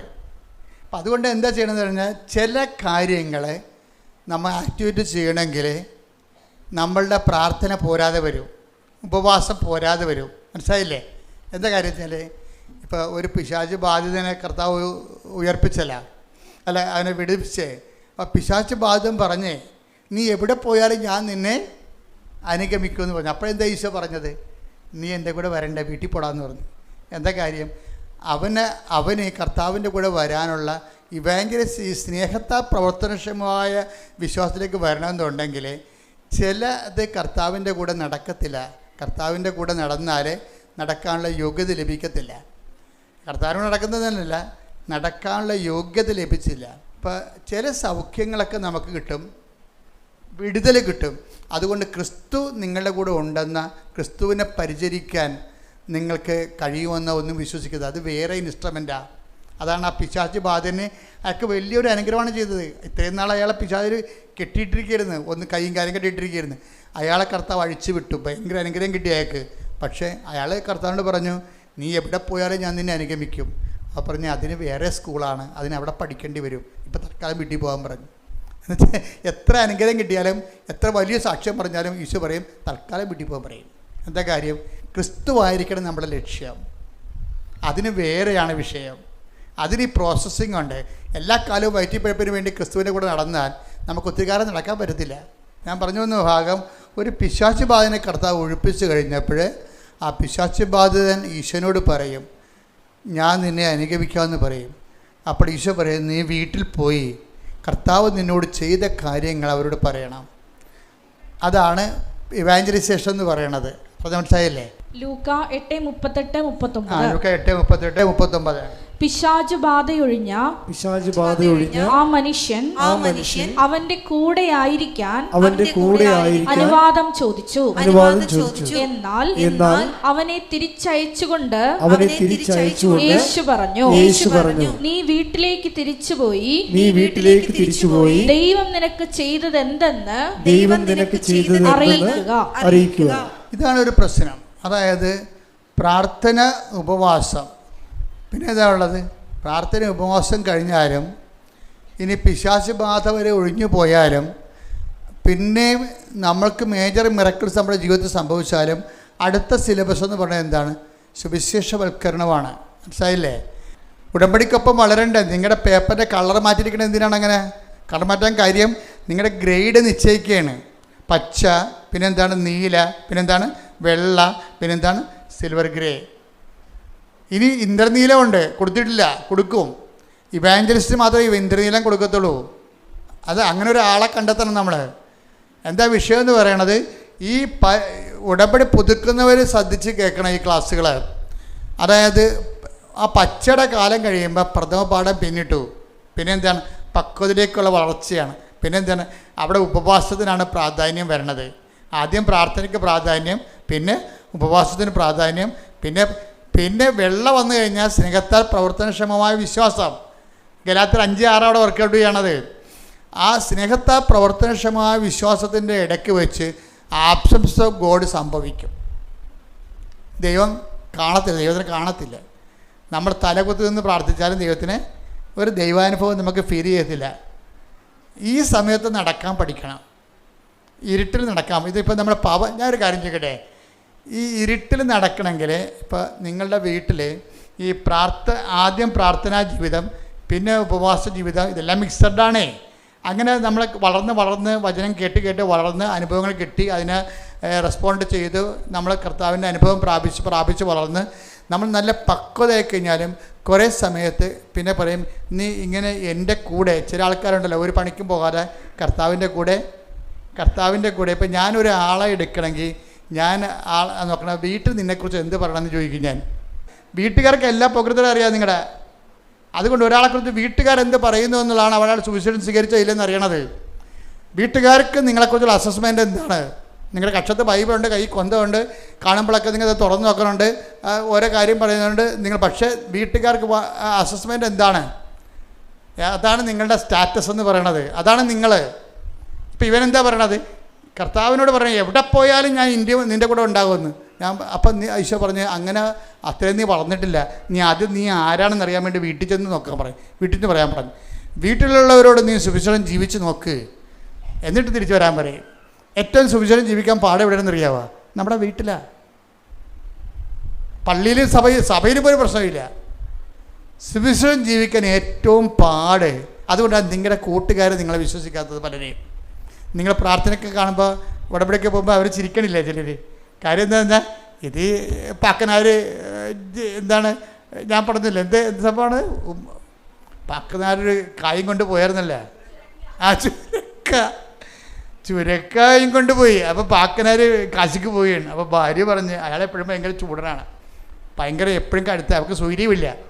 അപ്പോൾ എന്നിട്ടൊക്കെ ഇയാളെ കാശിക്ക് പോകാൻ നേരത്ത് പെണ്ണും പൊടിയാക്കൊണ്ട് പാര വെച്ച് കൊടുത്തത്. അത് ഞാൻ പോകുമ്പോൾ ആ ചുരക്കായും കൊണ്ട് പോയിക്കോ, എന്നിട്ട് എല്ലാ വെച്ച് തൊഴിലണ എല്ലാ അമ്പലക്കുളത്തിലും ചുരക്കായ് നിങ്ങൾ കുളിച്ച് പൊങ്ങുമ്പോൾ ചുരക്കായും മുക്കി പൊക്കാൻ പറയും. അപ്പോൾ ഭാര്യ പറഞ്ഞതല്ലേ, ഏലും കുളിക്കണ കാര്യമല്ലേ, അമ്പലക്കുളത്തിൽ ശുദ്ധീകരണ കാര്യമല്ലേ, നല്ല കാര്യം എന്ന് പറഞ്ഞാൽ പക്കനാർ ചുരക്കായും കൊണ്ടുപോയി കാശി വരെ കണ്ട കുളത്തിലെല്ലാം കുളിച്ച് അവിടെ എല്ലാം വെച്ചമ്പലത്തിലെല്ലാം തൊഴുത് ചുരക്കായും മുക്കിയെടുത്ത് തിരിച്ചു കൊണ്ടുവന്ന് പെണ്ണുമ്പളെ കൊടുത്ത്. അപ്പോൾ അവർ കറി വെക്കുകയും ചെയ്ത്. കറി വെച്ച് കഴിഞ്ഞപ്പോൾ അത് മാത്രമായിട്ട് കറി വെച്ച്. അപ്പോൾ പാക്കനാർ ഈ പെണ്ണുമ്പോഴോട് തന്തയൊക്കെ വിളിച്ച്, ഇതെന്തൊരു കഴിക്കണമല്ല എന്ന് പറഞ്ഞു. അപ്പോൾ പറഞ്ഞു, അതന്നെ നിങ്ങൾ വേറെ മാറ്റമൊന്നുമില്ല, കാശിക്ക് പോയെന്നേ ഉള്ളെന്ന്. ഈ ചുരക്കട അവസ്ഥ തന്നെയാണ് നിങ്ങൾക്കുള്ളതെന്ന്. ഇതുപോലെ ഒരു പ്രോസസ്സിങ് നമുക്കറിയണം. എനിക്കത് എന്നെ കുറേ ചോദിച്ചിട്ടുണ്ട്. എനിക്ക് ഈ ഒരാൾ എന്തെങ്കിലും പറയുമ്പോൾ അത് എന്താണ് പറയണമെന്നല്ല ഞാൻ എൻ്റെ മനസ്സിൽ പരിശുദ്ധാത്മാവ് പറയണത്, എന്തുകൊണ്ട് പറയണമെന്നാണ്. അതവിടെ അരൂപിയുടെ പ്രശ്നമാണ്. അപ്പോൾ ഇവർ കള്ളത്തര ഒളിപ്പിച്ച് വെച്ചിട്ടുണ്ട്, വേറൊരു കാര്യമാണ് പറയണമെന്നുള്ളതുകൊണ്ട് അതെനിക്ക് പെട്ടെന്ന് അറിയാൻ പറ്റും. അപ്പോൾ ഞാൻ സാധാരണ ശരിക്കും ചൂടാവും. അപ്പോൾ ഈ കുറേ നാളെ കൂടെ നടക്കുന്നവർ ചോദിക്കുവേ, സത്യം പറഞ്ഞ അച്ഛൻ ഈ മാതാവിനെ കണ്ടെങ്കിൽ പിന്നെ പാകപ്പെട്ട് സൗമ്യമായിട്ട് കിടക്കേണ്ടതല്ലേ? നമുക്ക് സൗമ്യമായിട്ട് നമ്മൾ ശാസിക്കേണ്ട സമയത്ത് ശാസിക്കണം. അല്ലെങ്കിൽ നിങ്ങളുടെ കുഞ്ഞുങ്ങൾ പോലും വഴിതെറ്റി വളഞ്ഞു പോകും. ശാസിക്കേണ്ട സമയത്ത് തെറ്റ് കാണുമ്പോൾ അത് ശാസിക്കണം. പക്ഷേ അതിൻ്റെ പേരിൽ അത് വിശ്വാസത്തിൻ്റെ വിഷയമായിട്ട് എടുക്കരുത്. വിശ്വാസത്തിൻ്റെ വിഷയമാണത്, പക്ഷേ അതിനെ വെച്ച് അസസ് ചെയ്യാൻ പറ്റത്തില്ല നമുക്ക് ഒരാളെ. അപ്പം അതുകൊണ്ട് നിങ്ങൾ പറയരുത് വീട്ടിൽ പോകുമ്പോൾ എല്ലാം ക്ഷമിക്കണം, അച്ഛൻ പറഞ്ഞിട്ടുണ്ട് ഞാൻ ഉടമ്പടിയിലാണ്, അതുകൊണ്ട് വായി നാക്കിൻ്റെ അടുത്ത് പുറത്തെടുക്കണം എന്ന് പറഞ്ഞൊരു കാര്യമില്ല. നിങ്ങളുടെ മക്കൾ ചിലപ്പോൾ കഞ്ചാവ് വലിച്ച് അവൻ്റെ ഉടുപ്പ് കഴുകാൻ എടുക്കുമ്പോഴായിരിക്കും ചിലപ്പോൾ കഞ്ചാവ് ഇരിക്കണത്. അപ്പം തന്നെ കൈ കിട്ടിയ സാധനം കണ്ടിട്ട് തലക്കടി അടിക്കണം. അപ്പം തന്നെ എന്താ കാര്യം? അമ്മയ്ക്ക് അടിക്കാൻ അധികാരമുണ്ട്, അമ്മയ്ക്ക് പ്രായമില്ലല്ല. കാര്യം അത്രയും അധികാരം വേറെ ആർക്കും ഇല്ല. കാര്യം നിങ്ങളുടെ ഇൻവെസ്റ്റ്മെൻ്റ് അല്ലേ അത്. അപ്പോൾ അമ്മ ഉള്ളിടത്തോളം കാലം എത്ര പേരാണ് വിശുദ്ധിയോട് ജീവിക്കണത്? ആരെങ്കിലും ഇന്ന് വെടിപ്പും മെനയോടെ ജീവിക്കുന്നുണ്ട്, ഒരു കാര്യം അവർ അമ്മയാണ് അതിൻ്റെ കാരണം. കാര്യം അമ്മയുടെ ശാസനയിലും കാര്യം അമ്മയ്ക്കൊരു ഗുണമുണ്ട്, അമ്മ എത്ര ഉപദ്രവിച്ചാലും അമ്മയുടെ സ്നേഹത്തെ അവിശ്വസിക്കത്തില്ല മക്കൾ. എന്താ കാര്യം? ആ സ്നേഹം അവർ അനുഭവിച്ചിട്ടുള്ളതാണ്. അതിന് അമ്മയുടെ സങ്കടം കൊണ്ടാണ് അടിക്കണമെന്നേ മക്കൾ വിചാരിക്കത്തുള്ളൂ. കാര്യം ദൈവം കഴിഞ്ഞാൽ പിന്നെ അമ്മയേ ഉള്ളൂ, അത് കഴിഞ്ഞാണ് അച്ഛനുള്ളത് വിശ്വാസ പഠനങ്ങളിൽ. അപ്പം അതുകൊണ്ട് ഞാൻ പറഞ്ഞു, ഉടമ്പടി എടുത്തും പറഞ്ഞുകൊണ്ട് നിങ്ങളെല്ലാം കൂടി ഉറിയക്കരി ഇരുന്നിട്ട് അവസാനം മക്കൾ പോക്കൃത്തരങ്ങാണ്ട് ജീവിക്കുന്ന കുറേ ആൾക്കാരില്ലേ. കുറേ വിശുദ്ധന്മാരും ഭക്തന്മാരുടെയും മക്കൾ വഴിപിഴച്ചവരാണ്. അതെന്താ കാര്യം? അവർ വിശുദ്ധി കീപ്പ് ചെയ്യാൻ വേണ്ടി മിണ്ടാ പ്രാണികളായിട്ട് നടന്നിട്ട് മക്കൾക്ക് അവരുടെ അത് തരമായിട്ട് എടുത്തിട്ട് അവർക്ക് അവരുടെ ഇഷ്ടം പോലെ അവർ ജീവിക്കും. അത് ഞാൻ ഇടവക കണ്ട കാര്യങ്ങളാണ്. അപ്പം അതുകൊണ്ട് നിങ്ങളെപ്പോഴും ശ്രദ്ധിക്കേണ്ട വിഷയം ഇതാണ്. ഈ ഉടമ്പടിയുടെ വിഷയത്തിൽ നമ്മൾ വിഷയവും വിശ്വാസ വളർച്ചയും വളരെ ബന്ധപ്പെട്ട കാര്യങ്ങളാണ്. കാരണം വിശ്വാസം നല്ലതിനെ സംബന്ധിച്ചിടത്തോളം ഓരോ ഘട്ടം ചെല്ലുമ്പോഴും നമ്മൾക്ക് വളർച്ച ഉണ്ടാകണം, വളർച്ച രേഖപ്പെടുത്തണം. വളർച്ച രേഖപ്പെടുത്താത്തത് കൊണ്ടാണ് അതേ വിഷയം റെക്കർ ചെയ്യണത്. നമ്മളത് പഠിച്ചതാണ്, നമ്മൾ ആ വിഷയം വന്ന് ഇന്ന നിലപാട് എടുക്കത്തുള്ളൂ എന്ന് കണ്ടു കഴിഞ്ഞാൽ പിന്നീട് കർത്താവ് ആ വിഷയം മാറ്റിയിട്ട് വേറെ സബ്ജക്റ്റ്. ഒരു കാര്യം വ്യക്തമാണ്, ആ സമയത്ത് നിങ്ങൾ എന്നോടൊന്നും ചോദിക്കത്തില്ല എന്ന് പറയുന്ന വിശ്വാസത്തിൻ്റെ 3-ാം തലമുറയാണ്. എന്താ കാര്യം? എൻ്റെ കർത്താവിന് എന്നെക്കുറിച്ച് എല്ലാം അറിയാം, ദൈവം അറിഞ്ഞുകൊണ്ടാണ് സംഭവിക്കുന്നത്. അതുകൊണ്ട് ഞാൻ എൻ്റെ അമ്മയെപ്പോലെ ഞാൻ ഹൃദയത്തിൽ സംഗ്രഹിച്ചു. അതാണ് അവിടെ ഈ വിശ്വാസത്തെ, പ്രവർത്തനക്ഷമമായ വിശ്വാസത്തിൻ്റെ ആൾരൂപമാണ് അമ്മ. എന്താ കാര്യം? ഏറ്റവും സങ്കടകരമായ വിഷയം വന്നാലും ഹൃദയത്തിൽ സംഗ്രഹിക്കും. അതെന്താ കാര്യം? അത് യോഹന്നാൻ 16:23 ആ ദിവസങ്ങളിൽ നിങ്ങൾ എന്നോടൊന്നും ചോദിക്കത്തില്ല. ചോദിക്കാൻ എന്തു ചെയ്യും? ഹൃദയത്തിൽ സംഗ്രഹിക്കും. അതേക്കുറിച്ച് സ്വന്തമായിട്ട് ധ്യാനിക്കും. ധ്യാനിച്ച് ദൈവത്തിൻ്റെ പദ്ധതി സ്വന്തമായിട്ട് കണ്ടെത്തും. അതാണ് പരിശുദ്ധ അമ്മ. ശ്രദ്ധിക്കട്ടെ. ഹല്ലേലൂയ.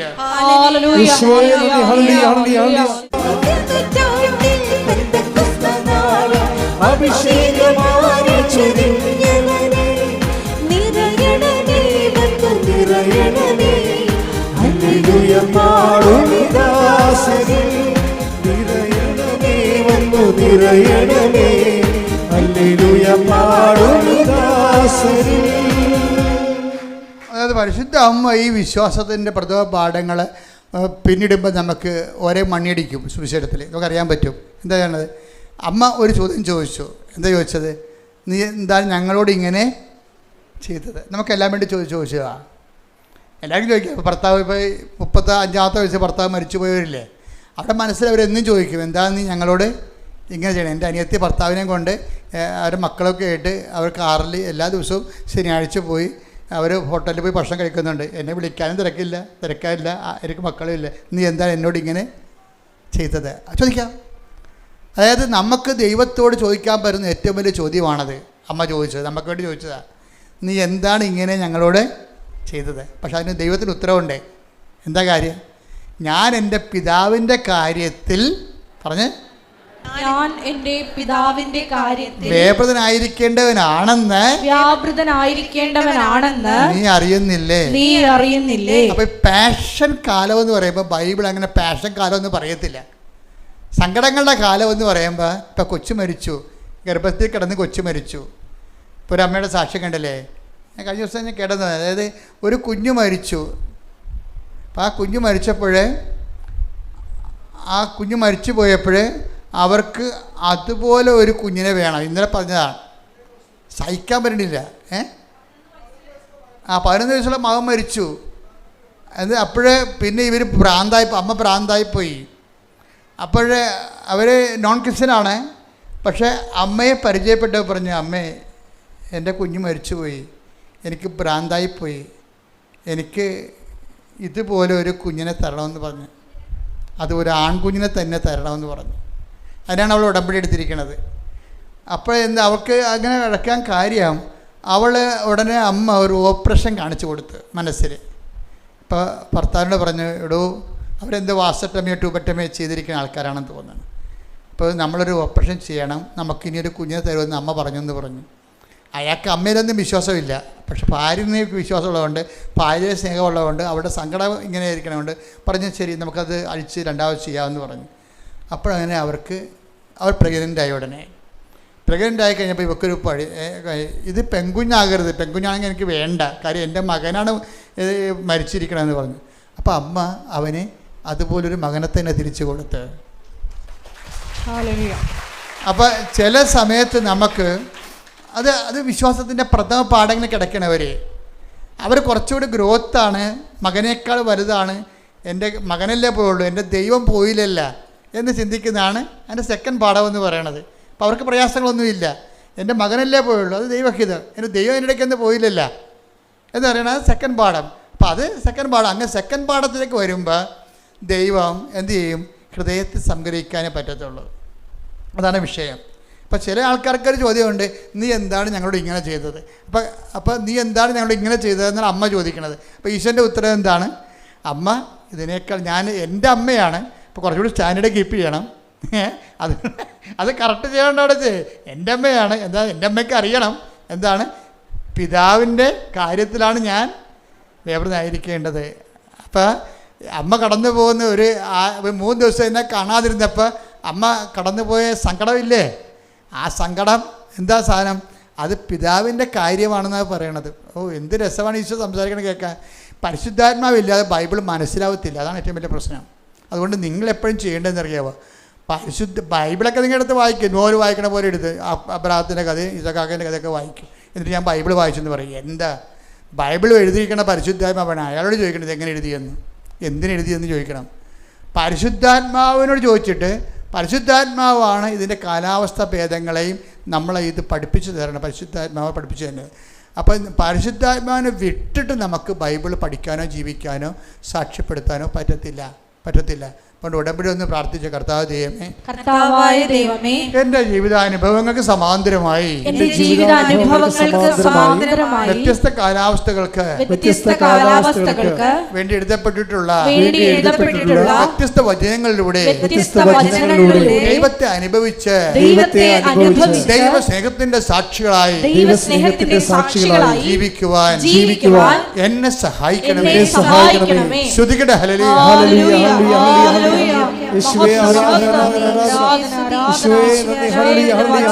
അഭിഷേകത്തോടെ വായിക്കുവാൻ, അർത്ഥമറിഞ്ഞ് വായിക്കുവാൻ ആരാധനയിലൂടെ പ്രത്യേക അഭിഷേകം നൽകണമേ.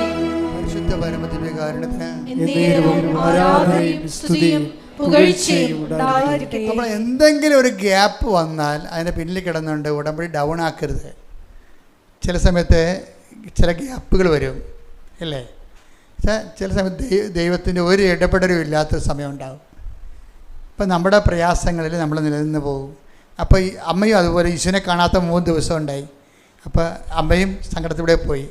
അപ്പം അമ്മ അത് തിരിച്ച് ചോദിച്ചു, എന്തുകൊണ്ടാണ് നീ ഇങ്ങനെ ഞങ്ങളോട് ചെയ്തത് അല്ലേ? എന്തുകൊണ്ടാണ് നീ വായിച്ച ഭാവം വായിച്ചേ? ലൂക്ക 2:48. ലൂക്ക 2:48. അവനെ കണ്ടപ്പോൾ മാതാപിതാക്കൾ വിസ്മയിച്ചു. അവന്റെ അമ്മ അവനോട് പറഞ്ഞു, മകനെ നീ ഞങ്ങളോട് ഇങ്ങനെ ചെയ്തതെന്ത്? നിന്റെ പിതാവും ഞാനും ഉത്കണ്ഠയോടെ നിന്നെ അന്വേഷിക്കുകയായിരുന്നു. അവൻ അവരോട് ചോദിച്ചു, നിങ്ങൾ എന്തിനാണ് എന്നെ അന്വേഷിച്ചത്?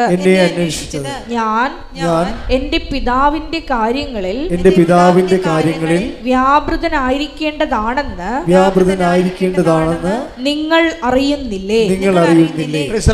ഈ പിതാവിന്റെ കാര്യം എന്ന് പറഞ്ഞാൽ എന്താണെന്നറിയാമോ? എപ്പോഴും നമ്മൾ ശ്രദ്ധിക്കണം. ഈ ആബ്സൻസ് ഒക്കെ വരുമ്പോഴെല്ലാം നമുക്ക് പ്രാർത്ഥനയ്ക്ക് ഉത്തരവില്ലാത്ത ദിവസങ്ങളുണ്ടാകും. ശ്രദ്ധിക്കണം മക്കളെ, അച്ഛൻ പറയണത്. പ്രാർത്ഥനയ്ക്ക് ഉത്തരമില്ലാത്ത അടിയന്തര സാഹചര്യങ്ങൾ വരും. അത് ശരിക്കും പറഞ്ഞാൽ നമുക്ക് വേദനയും ക്ലേശവുമായിരിക്കും ആ സമയത്ത് ഉണ്ടാകണത് ഇല്ലേ? അപ്പോൾ നമ്മൾ ചോദിക്കും, ഞാൻ ഉടമ്പടി എടുത്താണല്ല, എന്തായാലും ഞങ്ങളോട് ഇങ്ങനെ ചെയ്യണമെന്ന് നമ്മൾ ചോദിക്കും, ദൈവത്തോട് ചോദിക്കും. അപ്പോൾ ചോദിക്കുമ്പോൾ കർത്താവ് എന്താ പറയണത്? അത് പിതാവിൻ്റെ കാര്യമാണ്. എന്താ കാര്യം? പിതാവിൻ്റെ കാര്യം എന്താണ്? അതായത് പിതാവിൻ്റെ കാര്യമെന്ന് പറയുമ്പോൾ ഈശോ പിതാവിൽ നിന്ന് കൊണ്ടുവന്നത് എന്താണെന്ന് നമ്മൾ അറിയണം. നമ്മുടെ ജോലി, വീട്, വിവാഹം, പറമ്പ് വാങ്ങിക്കൽ അങ്ങനെയുള്ള ഏർപ്പെടല, അത് പിതാവ് ഈശോയുമായിട്ട് ബന്ധമില്ലെങ്കിലും സാധാരണ നിരീശ്വരന്മാർക്ക് പോലും കിട്ടുന്ന കാര്യങ്ങളാണ്. പിതാവിൽ നിന്ന് ഈശോ കൊണ്ടുവന്ന തനത് ഗിഫ്റ്റ് എന്താണ്?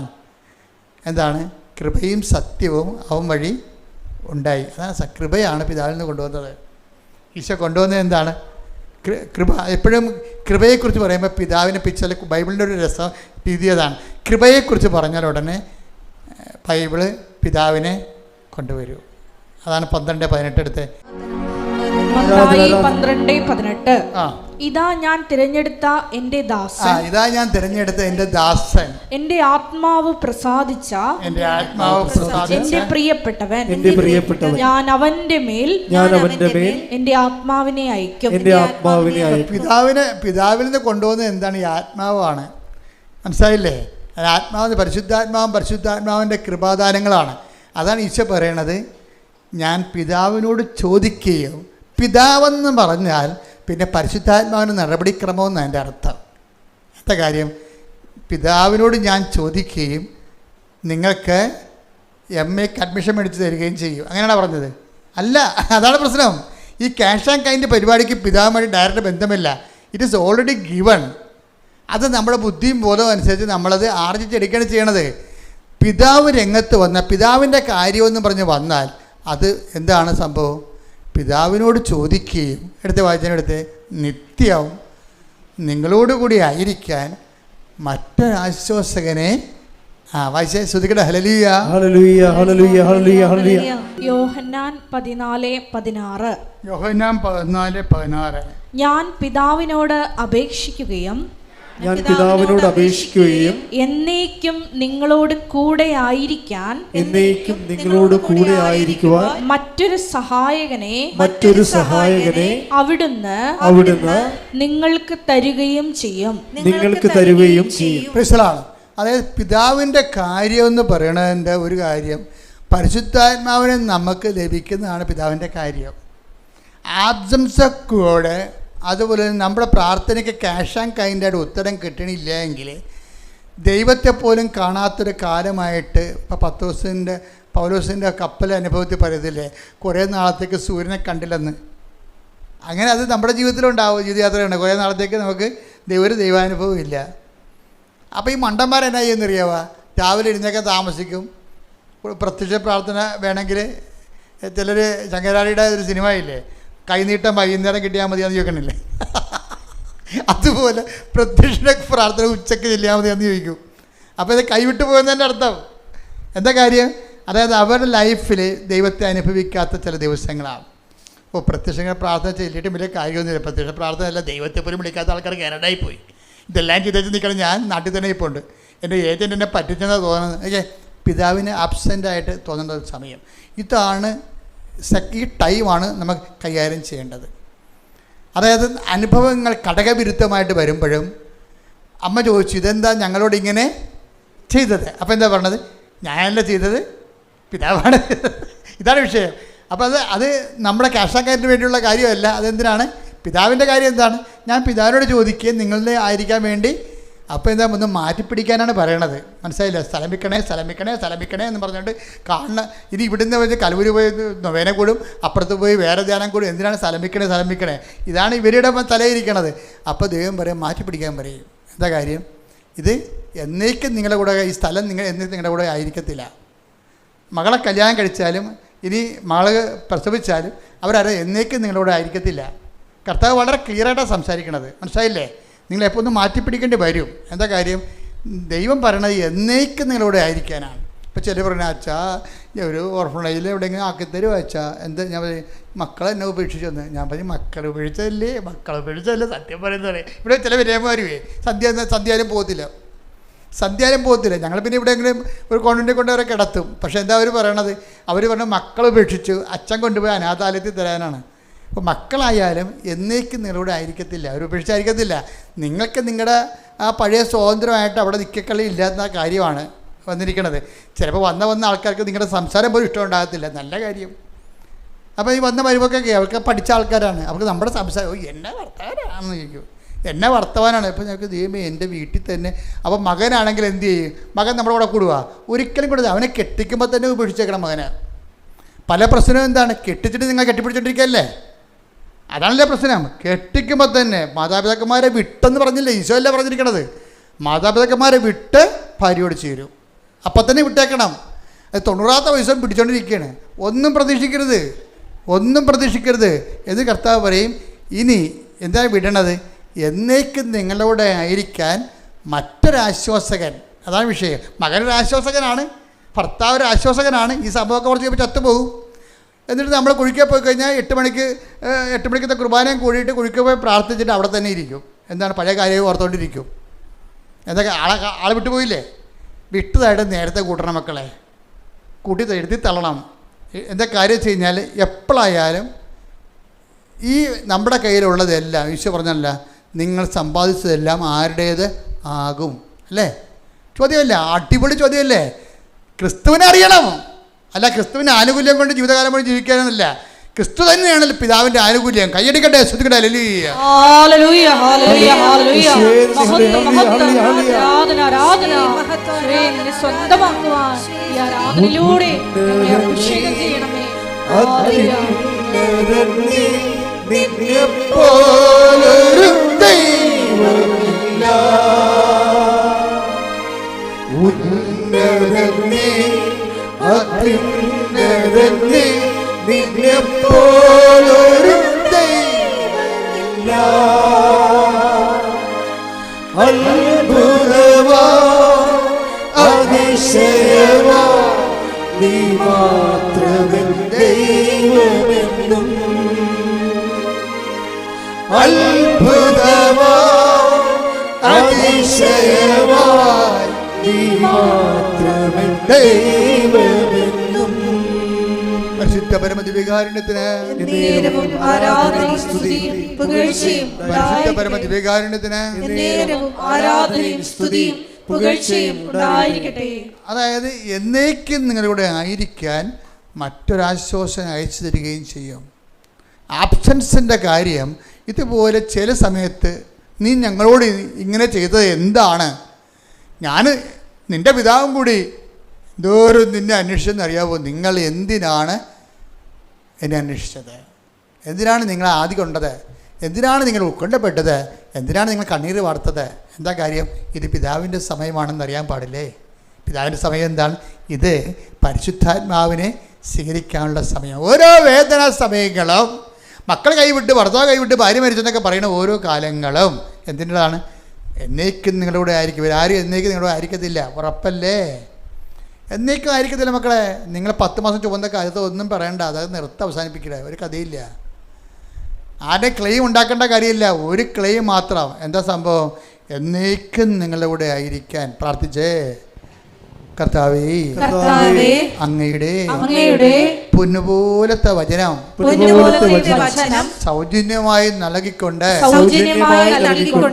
എന്നേക്കും എന്റെ കൂടെ ആയിരിക്കാൻ പിതാവിന് ലഭിക്കുന്ന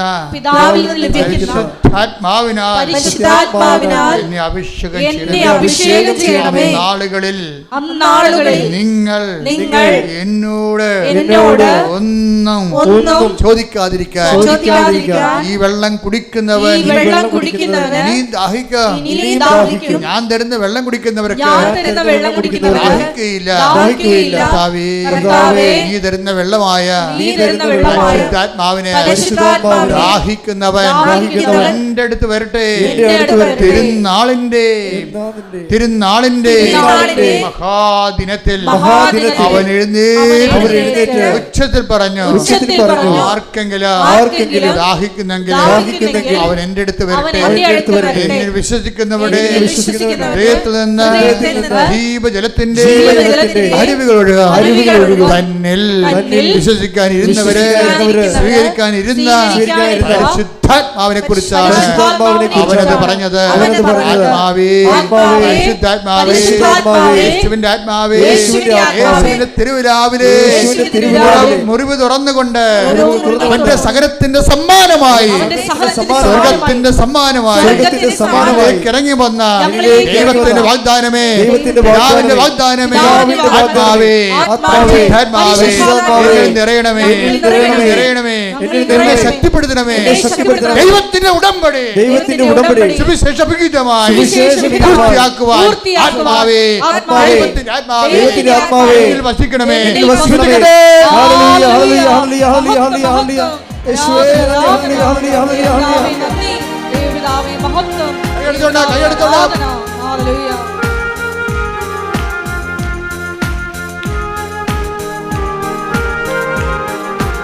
സന്തോഷത്തോടെ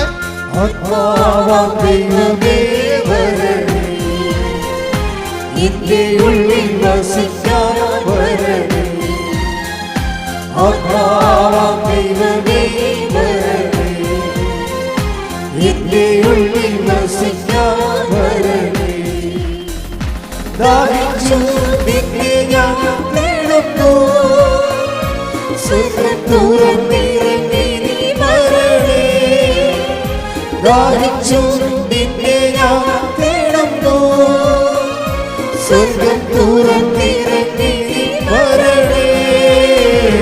ആത്മാവാം ദൈവമേ വരണേ, എന്റെ ഉള്ളിൽ വസിക്കാൻ വരണേ.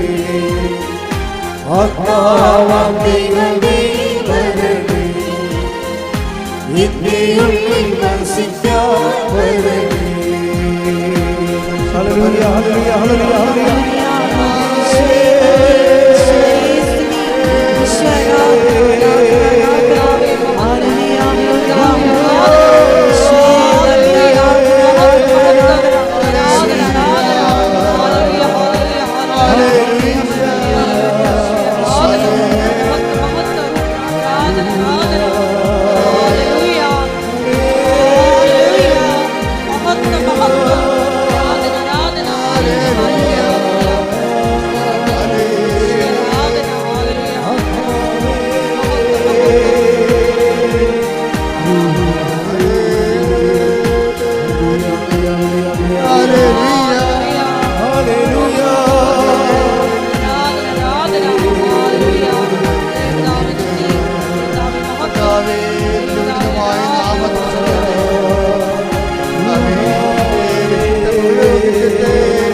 മഹത്വപ്പെടുത്തണമേ.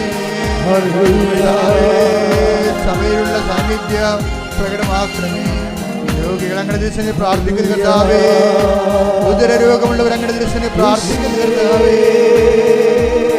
വാർന്ന വരതുകരാം ആണിപ്പെടുതാർന്ന അത്ഭുതകരാം ഉദരരോഗിടമേ വെക്കണമേ എന്ന് പ്രാർത്ഥിക്കുന്നു. കർത്താവേ നിന്റെ കരുണ ചൊരിയണമേ, കർത്താവേ നിന്റെ കരുണ ചൊരിയണമേ. കർത്താവേ മുഴുകിടുന്ന വിശുദ്ധമായ രക്തത്താൽ കരരോഗികളെ സുഖപ്പെടുത്തുമെന്ന് പ്രാർത്ഥിക്കുന്നു. കർത്താവേ നിന്റെ വിശുദ്ധമായ രക്തത്താൽ കരരോഗികളെ സുഖപ്പെടുത്താൻ പ്രാർത്ഥിക്കുന്നു. കർത്താവേ കണ്ണ തോന്നണമേ, മുഴുകിടത്തോടൊരു കണ്ണ തോന്നണമേ. മുഴുകിടത്തോടത്ത് കണ്ണൻ രാവിലെ മുഴുവനോർത്ത് കരുതരണമേ. കർത്താവേ കണ്ണ തോന്നണമേ. കർത്താവേ ആണിപ്പെടുത്താൻ അത്ഭുതകരങ്ങളോർത്ത് കണ്ണ തോന്നണമേ. കർത്താവേ കരതോന്നമേ. കരചരണങ്ങളിലെ ആണിപ്പഴുതോർത്തുകൊണ്ട് കർത്താവേ അങ്ങനെ മക്കളോട് കണ്ടൊരു മാർഗരോഗങ്ങള്, തീരാവ്യാധികള്, ജീവിത ദുരിതങ്ങള്, യേശുവിന്റെ നാമത്തിൽ മാർഗരോഗങ്ങള്, തീരാവ്യാധികള്, ജീവിത ദുരിതങ്ങള്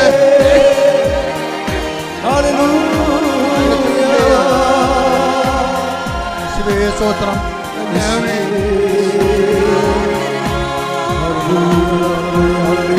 കർത്താവേ കണ്ണ തോന്നണമേ.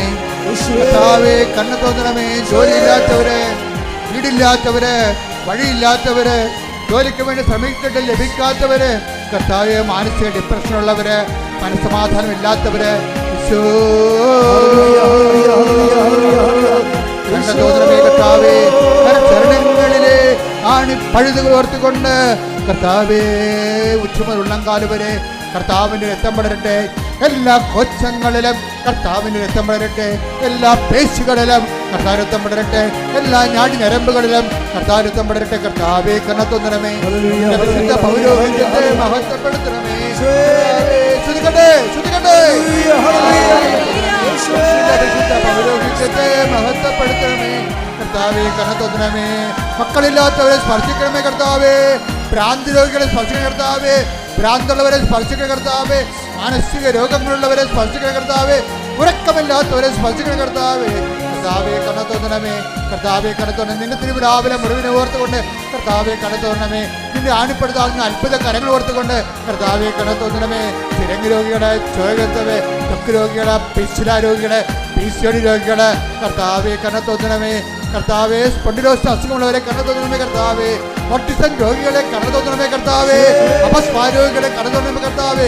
കർത്താവേ കണ്ണത്തോന്നണമേ.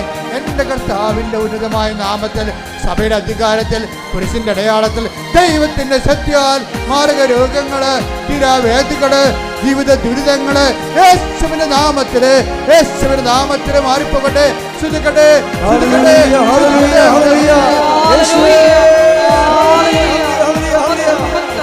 ദുഃഖങ്ങള്, ജോലിയില്ലാത്തവര്, വിസ തട്ടിപ്പിൽ കുടുങ്ങിപ്പോയവര്, പണം നഷ്ടപ്പെട്ടവര്, ഇന്റർവ്യൂവിൽ പങ്കെടുക്കാൻ പോകുന്നവര്, പരീക്ഷയുടെ റിസൾട്ട് പ്രതീക്ഷിക്കുന്നവര്, പരീക്ഷ എഴുതിക്കൊണ്ടിരിക്കുന്നവർ, എഴുതാൻ പോകുന്നവര്, വീട് വിൽക്കാനുള്ളവര്, വീട് എടുക്കാനുള്ളവര്, യേശുവിന്റെ നാമത്തില് മാർഗ തടസ്സങ്ങൾ, ജീവിത ദുരിതങ്ങള് യേശുവിന്റെ നാമത്തില് മാറിപ്പോകട്ടെ. ശ്രദ്ധിക്കട്ടെ.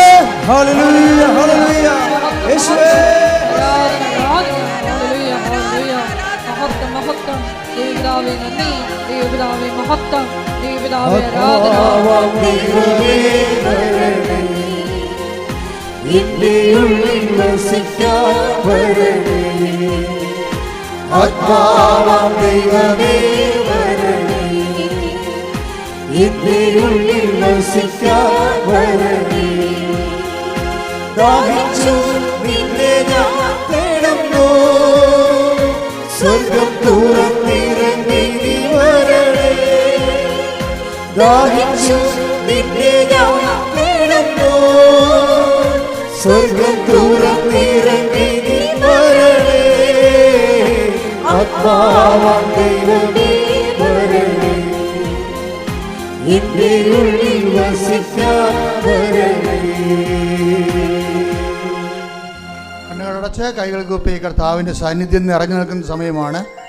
കൈകൾ ഒതുക്കി വെച്ചുകൊണ്ട് മാതാവിൻ്റെ മാധ്യസ്ഥ ഈശോൻ്റെ സന്നിധിയിലേക്ക് വരാനിടയാക്കിയ ഇന്നത്തെ ദിവസത്തെ ഓർത്തുകൊണ്ട് മനസ്സുകൊണ്ട് നന്ദി പറയുക. മലമൂത്രങ്ങൾ അറിയാതെ പോകുന്ന രോഗിയെ കർത്താവ് കാണിക്കുന്നുണ്ട്. ആ രോഗിയെ കർത്താവ് സുഖപ്പെടുത്തിയിരിക്കുന്ന 67 വയസ്സിനും 57 വയസ്സിനും ഇടയ്ക്കാണ് ആ രോഗിയുടെ പ്രായം. കർത്താവ് വ്യക്തിയെ കിടക്കുമ്പോൾ വെറുതെ ആ വ്യക്തിക്ക് ബോധമില്ല, മലമൂത്രങ്ങൾ അറിയാതെ പോയിക്കൊണ്ടിരിക്കുന്ന ഭയങ്കരമായ സങ്കടമാണ് ആ കുടുംബത്തിന്. കർത്താവ് അത് ഏറ്റെടുക്കുന്നയാളെ കാണിക്കുന്നുണ്ട്. കൊല്ലണമെന്ന് അതല്ലെങ്കിൽ ഒരു തരം കിട്ടിയോ ഉപദ്രവിക്കണമെന്ന് വിചാരിച്ചുകൊണ്ട് ഒരു പാര വെക്കണമെന്ന് പറഞ്ഞ് അമ്പ ചെയ്തുകൊണ്ട് നിൽക്കുന്ന സംഭവമാണ്. കർത്താവ് വെല്ലു മറച്ച് വയ്ക്കുകയാണ്. വെച്ചാൽ മറ്റുള്ളവരെ ഉപദ്രവിക്കണം എന്നുള്ള നിൻ്റെ മനസ്സ്, നിന്നെ ഉപദ്രവിച്ചവരെ, നിന്നെ കൊച്ചാക്കിയൊരു താത്തി കെട്ടിയവരെ തരം കിട്ടിയാൽ അവരോട് അതേ രീതി നാണയത്തിൽ തന്നെ പ്രതികരിക്കണമെന്ന് ആഗ്രഹിക്കുന്നവരുണ്ട്. പരിശുദ്ധാത്മാവ് പ്രവർത്തിക്കത്തില്ല, അതുകൊണ്ട് ആ വെള്ളം വാങ്ങിവെക്കാൻ ഈശോ പറഞ്ഞിരിക്കുന്നു. അത് നടപ്പിൽ വരുത്തുക. കർത്താവ് തീർച്ചയായിട്ടും എൻ്റെ വൈരാഗ്യബോധത്തെയും പകയെയും ഞാൻ എടുത്തു മാറ്റുന്നു. പകരം സ്നേഹവും ക്ഷമയും ദയയും നന്മയും വിശ്വസ്തയും കൊണ്ട് എന്നെ നിറക്കണമെന്ന് ആ വ്യക്തികൾ സ്വന്തമായിട്ട് പ്രാർത്ഥിക്കട്ടെ. തോളിനും കഴുത്തിനും ഇടയ്ക്ക്, കണ്ണിനും നമ്മുടെ ഈ ആംഗിളിൽ എവിടെയോ ഒരു മുഴയുണ്ട്. അതായത് ചെവിക്കും തോളിനും ഇടയ്ക്ക് ചെവിയുടെ താഴെ കാണുന്ന മുഴകളെ കർത്താവ് സ്പർശിച്ച് സൗഖ്യത്തേക്ക് നയിക്കുന്നു. ശ്രദ്ധിക്കട്ടെ. Hallelujah, hallelujah, hallelujah, hallelujah. യേശുവേ നന്ദി. ഹല്ലേലൂയ. തൊലി മാറി മാറി വരികയും തലം മസിലിൻ്റെ ഭാഗം മാംസം ശോഷിച്ചു വരികയും എല്ലുന്തി വരികയും എല്ലിന് ക്രമാതീതമായ വളർച്ച പ്രാപിക്കുകയും എല്ല് കൊത്തുന്ന സ്ഥലങ്ങളിൽ വേദനിക്കുകയും ചെയ്യുന്ന എല്ലിനെ കർത്താവ് സൗഖ്യപ്പെടുത്തിക്കൊണ്ടിരിക്കുന്നത്. ശ്രദ്ധിക്കട്ടെ. Hallelujah, hallelujah, hallelujah, hallelujah, hallelujah. യേശുവേ നന്ദി. ഹല്ലേലൂയ. വീണ്ടും കക്ഷത്ത് മാറാതെ വേദന, എപ്പോഴും രോഗങ്ങളിൽ മുഴകൾ പൊങ്ങി വരും, ചിലപ്പോൾ ചുട്ടിപ്പോകും. അത് സാധാരണമാണ്, സ്വാഭാവികമാണ്, നീറിറങ്ങി വീഴാണ് നമുക്ക് കരുതും. പക്ഷെ അങ്ങനെ അല്ലാത്തൊരു മുഴയെ കർത്താവ് ഇപ്പോൾ സൗഖ്യപ്പെടുത്തിക്കൊണ്ടിരിക്കുന്നത്. കൈയടിച്ച് ശ്രദ്ധിക്കട്ടെ. Hallelujah, hallelujah. യേശുവേ നന്ദി, നന്ദി കർത്താവേ. നന്ദി പറയുന്നു. ഹല്ലേലൂയ. ടി എന്ന അക്ഷരത്തിൽ തുടങ്ങുന്ന വീണ് പോയെന്ന് കരുതുന്നു. ടി എന്ന അക്ഷരത്തിൽ തുടങ്ങുന്ന പേര് വീണ് പോയെന്ന് കരുതുന്നു. ഇനി മുന്നോട്ട് ഒന്നിനും ഞാനില്ല, മരിക്കും വരെ എവിടെയെങ്കിലും ഒതുങ്ങി ജീവിക്കാം, ഭക്ഷണം തന്നെ വേണമെന്നില്ല. ഡിപ്രഷൻ്റെ അവസാന രൂപമായി ജീവിതത്തെ അഭിമുഖീകരിച്ച് തോറ്റ്, അല്ലെങ്കിൽ അയാളെ തോപ്പിച്ചു. ദൈവം തോപ്പിക്കാതെ നിന്നെ ആർക്കും തോപ്പിക്കാൻ കഴിയത്തില്ലെന്ന് പരിശുദ്ധ അമ്മ പറയുന്നു.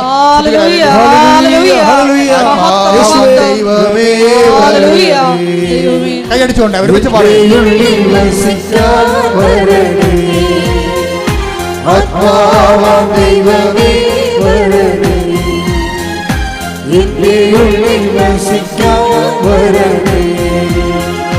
ദാഹിച്ചു നിന്നെ ഞാൻ തേടുന്നു, സ്വർഗ്ഗം തുറന്നിറങ്ങി നീ വരണേ.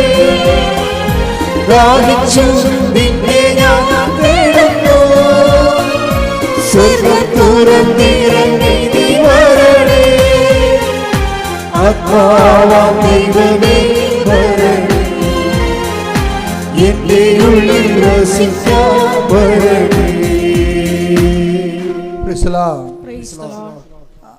അമേരിക്കയിൽ ധ്യാനിപ്പിച്ചപ്പോഴേ അവിടെ ഫിലാഡൽഫിയയിൽ അവിടെ ധ്യാനിപ്പിക്കാൻ എന്നെ വിളിച്ച അച്ഛൻ ഫിലിപ്പച്ചൻ, ലെനിൻ അച്ഛൻ എന്നോട് ചോദിച്ചു, ഞാൻ പോരുന്നതിനോട് മുമ്പ് ചോദിച്ചു, അച്ഛാ എപ്പോഴും ഞാൻ കരഞ്ഞുകൊണ്ടിരിക്കണം, കർത്താവിൻ്റെ കാര്യങ്ങൾ കേൾക്കുമ്പോൾ എൻ്റെ കണ്ണ് നിറയും, കുർബാന അർപ്പിക്കുമ്പോൾ എൻ്റെ കണ്ണ് നിറയും, കുർബാന അർപ്പിക്കുമ്പോൾ എൻ്റെ കണ്ണ് നിറയും, കർത്താവിൻ്റെ കാര്യങ്ങൾ കേൾക്കുമ്പോൾ ആരുടെയെങ്കിലും ദൈവാനുഭവം വരുമ്പോൾ എൻ്റെ കണ്ണ് നിറയും, എനിക്ക് ഭയങ്കര ചമ്മൽ തോന്നണം അച്ഛാന്ന് പറഞ്ഞു.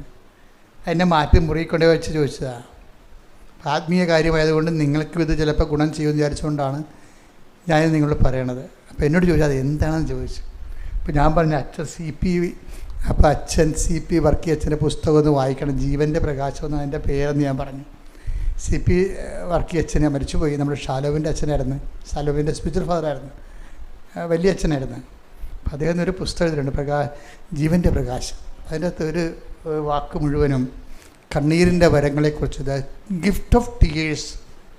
ഇപ്പോൾ ഞാൻ ഇവിടെ വന്നപ്പോൾ നമ്മുടെ സെക്ഷൻ ആൾക്കാരെ അത് തന്നെയാണ് പറഞ്ഞുകൊണ്ടിരിക്കണം.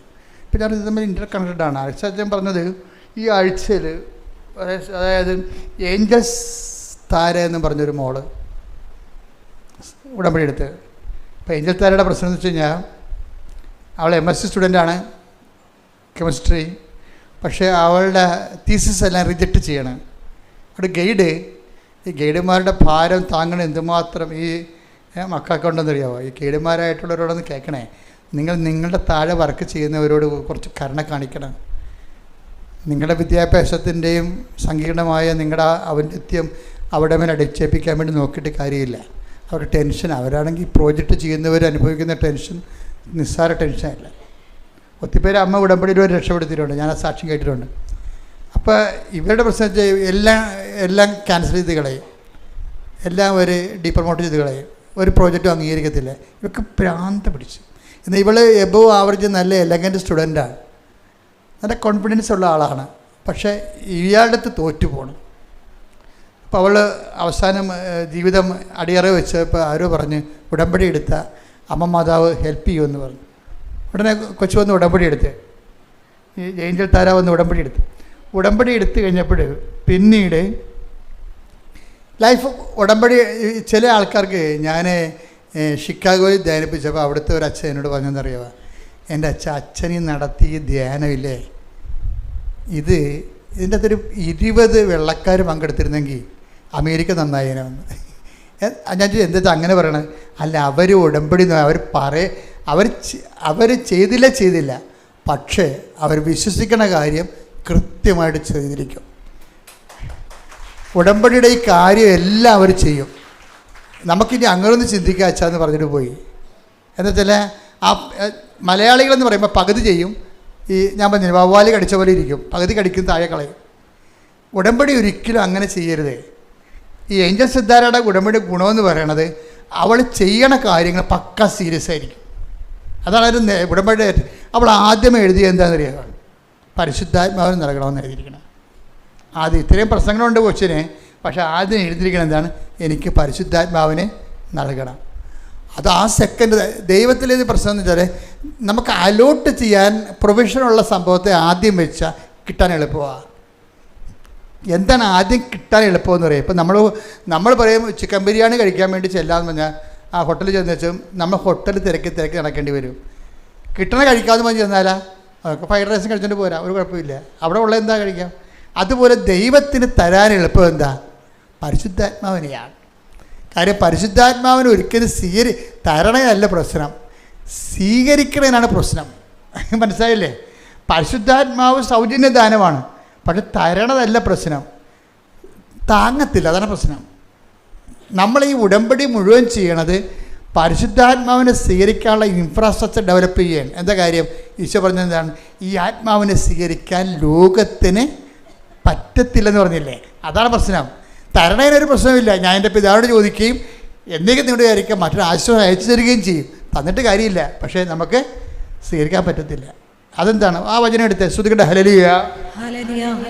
യേശുവേ നന്ദി. ഹല്ലേലൂയ. 14:17 യോഹന്നാന്റെ സുവിശേഷം. ഈ സത്യാത്മാവിനെ സ്വീകരിക്കാൻ ലോകത്തിന് സാധിക്കുകയില്ല. ഈ ലോകമാണ് ഈ പ്രോബ്ലം നിൽക്കുന്നത്. ഈ ലോകത്തെ ഹരിച്ചു കളയാൻ വേണ്ടിയാണ് നമ്മൾ ഉടമ്പടിയിൽ ഓരോ പൊസിഷൻ വെച്ച് നിങ്ങളുടെ സ്റ്റാറ്റസ് ലോ ചെയ്യുമ്പോൾ നിങ്ങൾ വലിയ ഞാൻ തഹസിൽദാരാണ്, കളക്ടറാണ്, അതുകൊണ്ട് ഞാൻ ഉടമ്പടി എടുക്കത്തില്ല എന്നൊക്കെ പറഞ്ഞില്ലേ. അപ്പോൾ പിന്നെ എടുക്കുന്നവരെന്ന് പറയണത്, പിന്നെ എടുക്കുന്നവർ അത് കരുതിക്കൂടി എടുക്കാം. ശരി, കുറച്ച് പ്രാർത്ഥിക്കാം, 5-6 ദിവസം നല്ലോണം പ്രാർത്ഥിക്കാം, എന്തെങ്കിലും നടക്കുമെന്ന് നോക്കട്ടെ. അങ്ങനെ കുറേ പെരിച്ചാളികൾ ഉടമ്പെടുത്തിട്ടുണ്ട്. എന്ന് വെച്ച് കഴിഞ്ഞാൽ അത് കുറച്ച് നോക്കാമെന്ന് പറഞ്ഞത് അങ്ങനെയല്ലേ സംഭവം. അത് ലോകാരൂപിയാണ്, അവരതൊന്നും ചെയ്യത്തുമില്ല. അതാണ് ഈശോ പറഞ്ഞത്. തരുന്നതിന് കുഴപ്പമില്ല, സ്വീകരിക്കാനാണ് കുഴപ്പം. സ്വീകരിക്കാൻ എന്താണ്? ഞാനെങ്ങനെ പത്രം കൊടുക്കണത്? അവരല്ലേ നമ്മളെ വിളിക്കുക, തന്തക്ക് വിളിക്കുക, അത് തോന്നിയ ദിവസം പറയുക. അപ്പം അവരെങ്ങനെയാണ് അത് ചെയ്യണത്? കഴിഞ്ഞ ദിവസം വിജയകുമാർ സാർ പറഞ്ഞു, ഞാൻ യൂത്തിൻ്റെ ഒരു സർക്കിൾ ഉണ്ടാക്കാൻ പോവുകയാണ്. എന്തിനാണ്? കൂട്ടത്തോടെ സുവിശേഷ വേല ചെയ്യാൻ. ഒറ്റക്ക് പോയി കഴിഞ്ഞാൽ ആൾക്കാർ എന്തെങ്കിലുമൊക്കെ പറയുമ്പോൾ അവർക്ക് മനസ്സുമെടുക്കും. ഞാനൊന്നും മിണ്ടില്ല, അങ്ങനെ പുള്ളിക്ക് ചെയ്യട്ടെ എന്ന് വിചാരിച്ചു. പക്ഷേ കൃപാസനത്തിൽ എന്താണ്? ഒറ്റക്ക് പോകണം. തന്തയ്ക്ക് വിളി കേട്ടാലും ഒറ്റക്ക് പോകണം. എന്താ കാര്യം? നിൻ്റെ കൂടെ മാതാവുണ്ടെന്നുള്ള ബോധ്യം. സഞ്ചാരി മാതാവല്ലേ അല്ലേ? അല്ല കൂട്ടം ആയിട്ടാണ് പോണത്? അല്ല, ഒറ്റക്ക് പോകണം. കർത്താവിൻ്റെ കൂടെയുണ്ട്, ഞാൻ നിന്നെ ആശ്രയിച്ച് അയക്കുന്നു. അപ്പോൾ അപ്പോഴാണ് ദൈവത്തിൻ്റെ ഇവാഞ്ചലിസ്റ്റ് പ്രേക്ഷിതനായി പോണത്. അല്ല, ഇത് പാർട്ടി പ്രവർത്തനമല്ലല്ലോ, കൂട്ടം പോയി വട്ട് പിടിക്കുകയല്ലല്ലോ. അപ്പം അത് ഒരാൾ പോകുമ്പോൾ എന്തെങ്കിലും ചിലപ്പോൾ നിങ്ങളൊരു വീട്ടിൽ ചെല്ലുമ്പോൾ എന്താണ് തരണത് ഭക്ഷിക്കാൻ പറയും. ചിലപ്പോൾ അവർ നമ്മളെ തന്തക്ക് വിളിക്കും. ഇത് ഭ്രാന്താണ് നിങ്ങൾക്ക്, ഇതൊക്കെ പറ്റിപ്പിക്കൊണ്ട് നടക്കണമെന്ന് ചോദിക്കും. അതായത് അപ്പം ഒരു വീട്ടിൽ ചെന്നാൽ കിട്ടണ ഭക്ഷിക്കാനല്ലേ പറയണത്. അല്ല, ഇത് ഞാൻ എടുക്കത്തില്ല, വേറെ തരാൻ പറയുക, ആരും പറയത്തില്ല. അപ്പം കർത്താവിൻ്റെ നാമത്തിലാണ് നമ്മൾ പോണത്. അപ്പം അങ്ങനെ വരുമ്പോൾ പരിശുദ്ധാത്മാവ് നിന്നിലിങ്ങനെ നിറഞ്ഞു നിൽക്കും. പിന്നെ നീ നേടിയതെല്ലാം എന്താണ്? നിനക്ക് ദൈവം തന്ന ദാനമാണ്. ആ ദൈവം തന്ന ദാനമാണ്. അപ്പോൾ പരിശുദ്ധാത്മാവ് കിട്ടുമ്പോൾ ചില സമയത്തൊരു കാലാവസ്ഥ ചേഞ്ചിങ് ഉണ്ടാവും. അത് കുഴപ്പമില്ല. ദൈവസ്നേഹം ഉണ്ടെങ്കിൽ നമ്മളതിനെ അക്സെപ്റ്റ് ചെയ്യാൻ തയ്യാറാകും. അത്തരമുള്ള സംഭവങ്ങളിൽ നമുക്ക് സന്തോഷം ഉണ്ടാകും. അപ്പം അത് പരിശുദ്ധാത്മാവാണ്. ആ സന്തോഷം കൊണ്ടാണ് അതിനെ എപ്പിച്ചു പറയുന്നത്. അപ്പോൾ നിങ്ങൾ ആഹ്ലാദിച്ച് ഉല്ലസിക്കുവാൻ സ്വർഗത്തിൽ നിങ്ങൾക്കുള്ള പ്രതിഫലം വലുതായിരിക്കുന്നു. ആഹ്ലാദം ഉണ്ടാകുന്ന സംഭവം അതാണ്. ഇപ്പം ഞാൻ പറഞ്ഞു വരുന്നതിൻ്റെ കാരണം, അതായത് ഇങ്ങനെ പരിശുദ്ധാത്മാവിൻ്റെ ഒരു ദാനമെന്ന് പറയണത് ഈ ഗിഫ്റ്റ് ഓഫ് ടിയേഴ്സാണ്. ഗിഫ്റ്റ് ഓഫ് ടിയേഴ്സ് എന്ന് വെച്ചാൽ കർത്താവിനെ കുറിച്ച് കേൾക്കുമ്പോൾ തന്നെ കണ്ണ് നിറയാൻ തുടങ്ങും. വചനം വായിക്കാൻ നിറയ്ക്ക് കണ്ണ് നിറയാൻ തുടങ്ങും.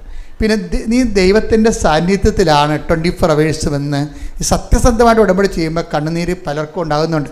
അവർക്ക് അറിയത്തില്ല എന്താ കണ്ണീരുണ്ടാകണമെന്ന് അറിയത്തില്ല. അതാണ് സംഭവം. ആ അച്ഛൻ പറഞ്ഞില്ല എനിക്ക് ചമ്മൽ പോലെ തോന്നണമെന്ന്. അതല്ല സംഭവം. ദൈവികമായ കാര്യങ്ങളെ കേൾക്കുമ്പോഴും പറയുമ്പോഴും കണ്ണ് നിറഞ്ഞുകൊണ്ടിരിക്കും ദൈവസ്നേഹത്തിൽ. അതായത് അത് ഏത് വിഷയത്തിലായാലും ബൈബിളിൽ കണ്ണീരിനെക്കുറിച്ച് ഒത്തിരി പറയും. നിൻ്റെ കണ്ണീരില്ല ഞാൻ കുപ്പി ശേഖരിക്കും. എന്താ കാര്യം? ആത്മഭാരത്തോടെ കരയണതാ. ദൈവത്തിന് വേണ്ടിയുള്ള ദൈവത്തിൻ്റെ അകത്ത് കയറി ദൈവസ്നേഹത്തോട് ചെയ്യുമ്പോഴാണ്, ദൈവത്തിൽ ആശ്രയിച്ച് ചെയ്യുമ്പോൾ ദൈവസ്നേഹത്തിൽ ഔട്ട് ബേസ്ഡായി പോകും ആൾക്കാർ. അപ്പം അതുകൊണ്ടാണ് ഈ അങ്ങനെ ഔട്ട് ബേസ്ഡായിട്ട് ചെയ്യുന്ന സംഭവങ്ങൾ ഞാൻ കുപ്പി ശേഖരിക്കും. അപ്പോൾ 56:8 പറയത്തില്ലേ? പിന്നെ അതുപോലെ കണ്ണീരോടെ വിതക്കുന്നു എന്നൊക്കെ പറയത്തില്ലേ? ഇപ്പം 126:7 പറയത്തില്ല. എന്താ പറയണത്? അവർ കണ്ണീരോടെ വിതക്കുന്നു, ജയഘോഷത്തോടെ കൊയ്തുകൊണ്ട് വരുന്നെന്ന്. ഇപ്പം കണ്ണീരിൽ വിതക്കുമ്പോൾ ഓർക്കുക, ആത്മാവിലാണ് അഭിഷേകത്തിൽ ആ സംഭവം ചെയ്യണത്. അപ്പം അതിന് ഇവളുടെ ഫലം എന്ന് പറഞ്ഞാൽ എന്താണെന്ന് വെച്ച് കഴിഞ്ഞാൽ, ഉടമ്പടി ചെയ്ത് കഴിഞ്ഞ് പിന്നീട് ആ പണ്ടുണ്ടായിരുന്ന തീസിസ് റെക്കോർഡ് അതുപോലെ തന്നെ കൊണ്ടേ കൊടുത്തപ്പോഴും പിന്നെ എക്സലൻ്റ് ഇയാൾ മാറ്റിക്കളഞ്ഞ ദൈവം. ആ അങ്ങേരുടെ മാസ്റ്റർ ഗൈഡിനെ മാറ്റിക്കളഞ്ഞ് മനസ്സ്. അയാളെ മാറ്റിയില്ല, പക്ഷെ അയാളുടെ മനസ്സ് മാറ്റി. എന്താണ്? ഇവൾ പണ്ട് കാണിച്ച് തെറ്റ് വാങ്ങിച്ചിട്ടുള്ള സാധനം തന്നെയാണ് ഇപ്പോൾ പുള്ളിയെ കൊണ്ട് കാണിക്കുമ്പോൾ എല്ലാം ഗുഡ് എക്സലൻ്റ് എന്ന് പറഞ്ഞ് കൊടുക്കണം. ആളെ മാറ്റും. ദൈവത്തിന് ഒരു സമയം മതി. അതാണ് പരിശുദ്ധാത്മാവിനെ തന്നെയാണ് ശരിക്കും പറഞ്ഞാൽ, പ്രത്യേകിച്ച് ഉടമ്പടി പുതുക്കിയ ആൾക്കാർ ഇനി പരിശുദ്ധാത്മാവിന് വളരാൻ വേണ്ടി പ്രത്യേകം ശ്രദ്ധിക്കണമെന്നാണ് എൻ്റെ അർത്ഥം. അതുപോലെ തന്നെ ഒരു സാക്ഷ്യമാണ് നമ്മൾ ഈ പ്രാവശ്യം കേട്ടത്. അതായത് അനിലയുടെ സാക്ഷ്യം. അനിലയുടെ മകൾക്ക് 4ാം ക്ലാസ്സിൽ പെങ്കൊച്ചാണ്. 4ാം ക്ലാസ്സിൽ ഒരു വയറുവേദന ഉണ്ടായി, കൊണ്ടുപോയി ആശുപത്രി കാണിച്ച് സ്കാൻ ചെയ്തു. ആ സ്കാൻ വീട്ടിൽ വെച്ചു. 14-ാം വയസ്സിലും വയറുവേദന ഉണ്ടായി അതുപോലെ തന്നെ. അപ്പോൾ അതിന് സ്കാൻ ചെയ്തപ്പോൾ പറഞ്ഞ് നിങ്ങൾ പണ്ട് ഡോക്ടർ ആദ്യം സ്കാൻ ചെയ്തപ്പോൾ ഡോക്ടറൊന്നും പറഞ്ഞില്ലേ എന്ന് ചോദിച്ചു. ഡോക്ടറൊന്നും പറഞ്ഞില്ല, മരുന്ന് തന്ന് തീർന്നു എന്ന് പറഞ്ഞ്. അതെന്താണ് ആ സ്കാനിങ് റിപ്പോർട്ട് ഉണ്ടോ കയ്യിൽ? അതുണ്ടെന്ന് പറഞ്ഞ്. അത് വായിച്ചപ്പോൾ എന്താ സമയം അതിൻ്റെ അകത്ത് എഴുതിയിട്ടുണ്ട് ഈ കൊച്ചു യൂട്രസ് ഇല്ലെന്ന്, ഗർഭപാത്രം ഇല്ലെന്ന് അന്ന് എഴുതി വെച്ചിട്ടുണ്ട് ആ സ്കാൻ റിപ്പോർട്ടിൽ. അത് പിന്നെ അന്നത്തെ ഡോക്ടർമാർ വിചാരിച്ച് വളരുമ്പോൾ ശരിയാവുമെന്ന്. 14-ാം വയസ്സിൽ ഇപ്പം സ്കാൻ ചെയ്തപ്പോൾ യൂട്രസ് ഇല്ല. അമ്മ ആ പെൺകൊച്ചിൻ്റെ അമ്മ തകർന്നു പോയി. അവൾ ഉടമ്പടി എടുത്ത് കണ്ണീരോടെ അമ്മയുടെ മുമ്പിൽ അമ്മേ എൻ്റെ പെൺകൊച്ചിൻ്റെ ഭാവിയില്ല. അപ്പോൾ ഡോക്ടർ പറഞ്ഞ് അപ്പോൾ ഇത് ഇതിൽ ഇവൾ ഉടമ്പടി എടുത്തേച്ച് ഉടമ്പടി തൈലം എടുത്തിട്ട് ആ പൊക്കിളിൻ്റെ താഴെ ഗർഭപാത്രം നേരെ ഒരു കുരിശ് വരച്ച് അമ്മേ ഇല്ലെങ്കിൽ ഉണ്ടാക്കി തരണം, എനിക്ക് അമ്മയിലാണ് വിശ്വാസം എന്ന് പറഞ്ഞു. പിന്നെ MRI എടുക്കുമ്പോൾ ആ വയസ്സിൻ്റെ ഗർഭപാത്രം അവിടെ അമ്മ വെച്ച് കൊടുക്കും. അപ്പം ഇത് ഉടമ്പടിയിൽ ഇതിൻ്റെ അപ്പുറത്ത് നടക്കും. മരിച്ചവരെ ജീവിച്ചു വരും. കാര്യം എന്താണ്? അത് അമ്മ മാതാവ് പ്രത്യക്ഷപ്പെട്ടതിൻ്റെ ഭാഗമായിട്ടാണ് ഉടമ്പടി വരണത്. അതുകൊണ്ട് നമ്മൾ പ്രത്യക്ഷ പ്രാർത്ഥന ചെല്ലണത്. അപ്പോൾ പ്രത്യക്ഷ പ്രാർത്ഥന ചെല്ലാൻ വേണ്ടി നിങ്ങൾ തന്നിരിക്കുന്ന സമയം 5:30 to 6:30. അതിനുള്ളിൽ നിങ്ങൾ ചെല്ലിയിരിക്കണം. അതിൻ്റെ കൂടെയാണ് ഇപ്പം അച്ഛൻ്റെ കൂടെ നിങ്ങളെ ഡെയിലി ബ്രെഡ് കേൾക്കുന്നത്. അത് ഷെയർ ചെയ്യണം. അതിൻ്റെ പ്രാർത്ഥനയിൽ പങ്കെടുത്തിട്ട് അതിൻ്റെ അഭിഷേകം മേടിച്ചിട്ട് വേണം എല്ലാ ദിവസവും മുന്നോട്ട് പോകാൻ. കാര്യം അനുഗ്രഹമൊക്കെ വിരൽത്തുമ്പിലാണ്. പക്ഷേ ചോദിക്കേണ്ടത് ആരെ? പരിശുദ്ധാത്മാവിനോട് ചോദിക്കേണ്ടത്. Praise the Lord. എല്ലാവരും മുട്ട നിൽക്കുക. സമാപന ആശീർവാദം.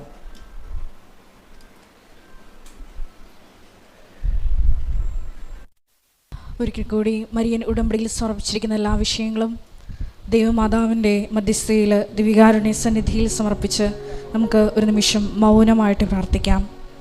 ഇന്നത്തെ ഉടമ്പടി ആരാധനയിൽ വെളിപ്പെട്ട് കിട്ടിയതുപോലെ വിശ്വാസം, പ്രത്യാശ, ദൈവസ്നേഹം എന്നീ പുണ്യങ്ങളിലൂടെ വളർന്ന് ശക്തി പ്രാപിച്ച് സ്നേഹത്താൽ പ്രവർത്തനനിരതമാകുന്ന സുവിശേഷ സാക്ഷ്യ ജീവിതത്തിലേക്കാണ് ഉടമ്പടി നമ്മളെ ക്ഷണിച്ചിരിക്കുന്നതെന്ന വലിയ ആഹ്വാനം സ്വീകരിച്ചുകൊണ്ട് ഈശോയെ, ലോകത്തിൻ്റെ അതിർത്തി വരെ നിൻ്റെ പ്രകാശമായി ഉടമ്പടിയെടുത്ത് ഞങ്ങൾ എന്നും പ്രശോഭിക്കുവാനുള്ള വലിയ കൃപ ഞങ്ങൾക്ക് ഓരോരുത്തർക്കും നൽകണമേ എന്ന് പ്രാർത്ഥിച്ചുകൊണ്ട് ശിരസ്സ് നമിച്ച് നമുക്ക് ദിവികാരുണ്യനാഥൻ്റെ ആശീർവാദം സ്വീകരിക്കാം.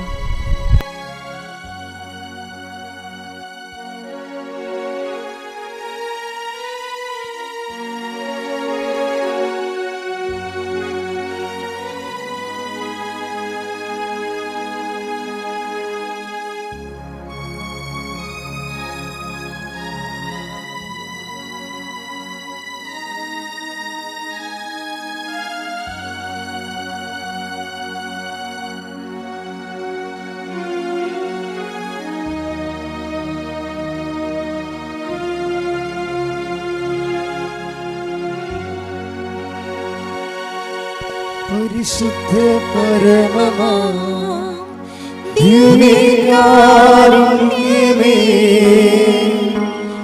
എന്നുമെന്നും അങ്ങേക്ക് ആരാധന. പരിശുദ്ധ പരമമാ ദിവ്യകാരുണ്യമേ, എന്നുമെന്നും അങ്ങേക്ക് ആരാധന. പരിശുദ്ധ പരമമാ ദിവ്യകാരുണ്യമേ, എന്നുമെന്നും അങ്ങേക്ക് ആരാധന.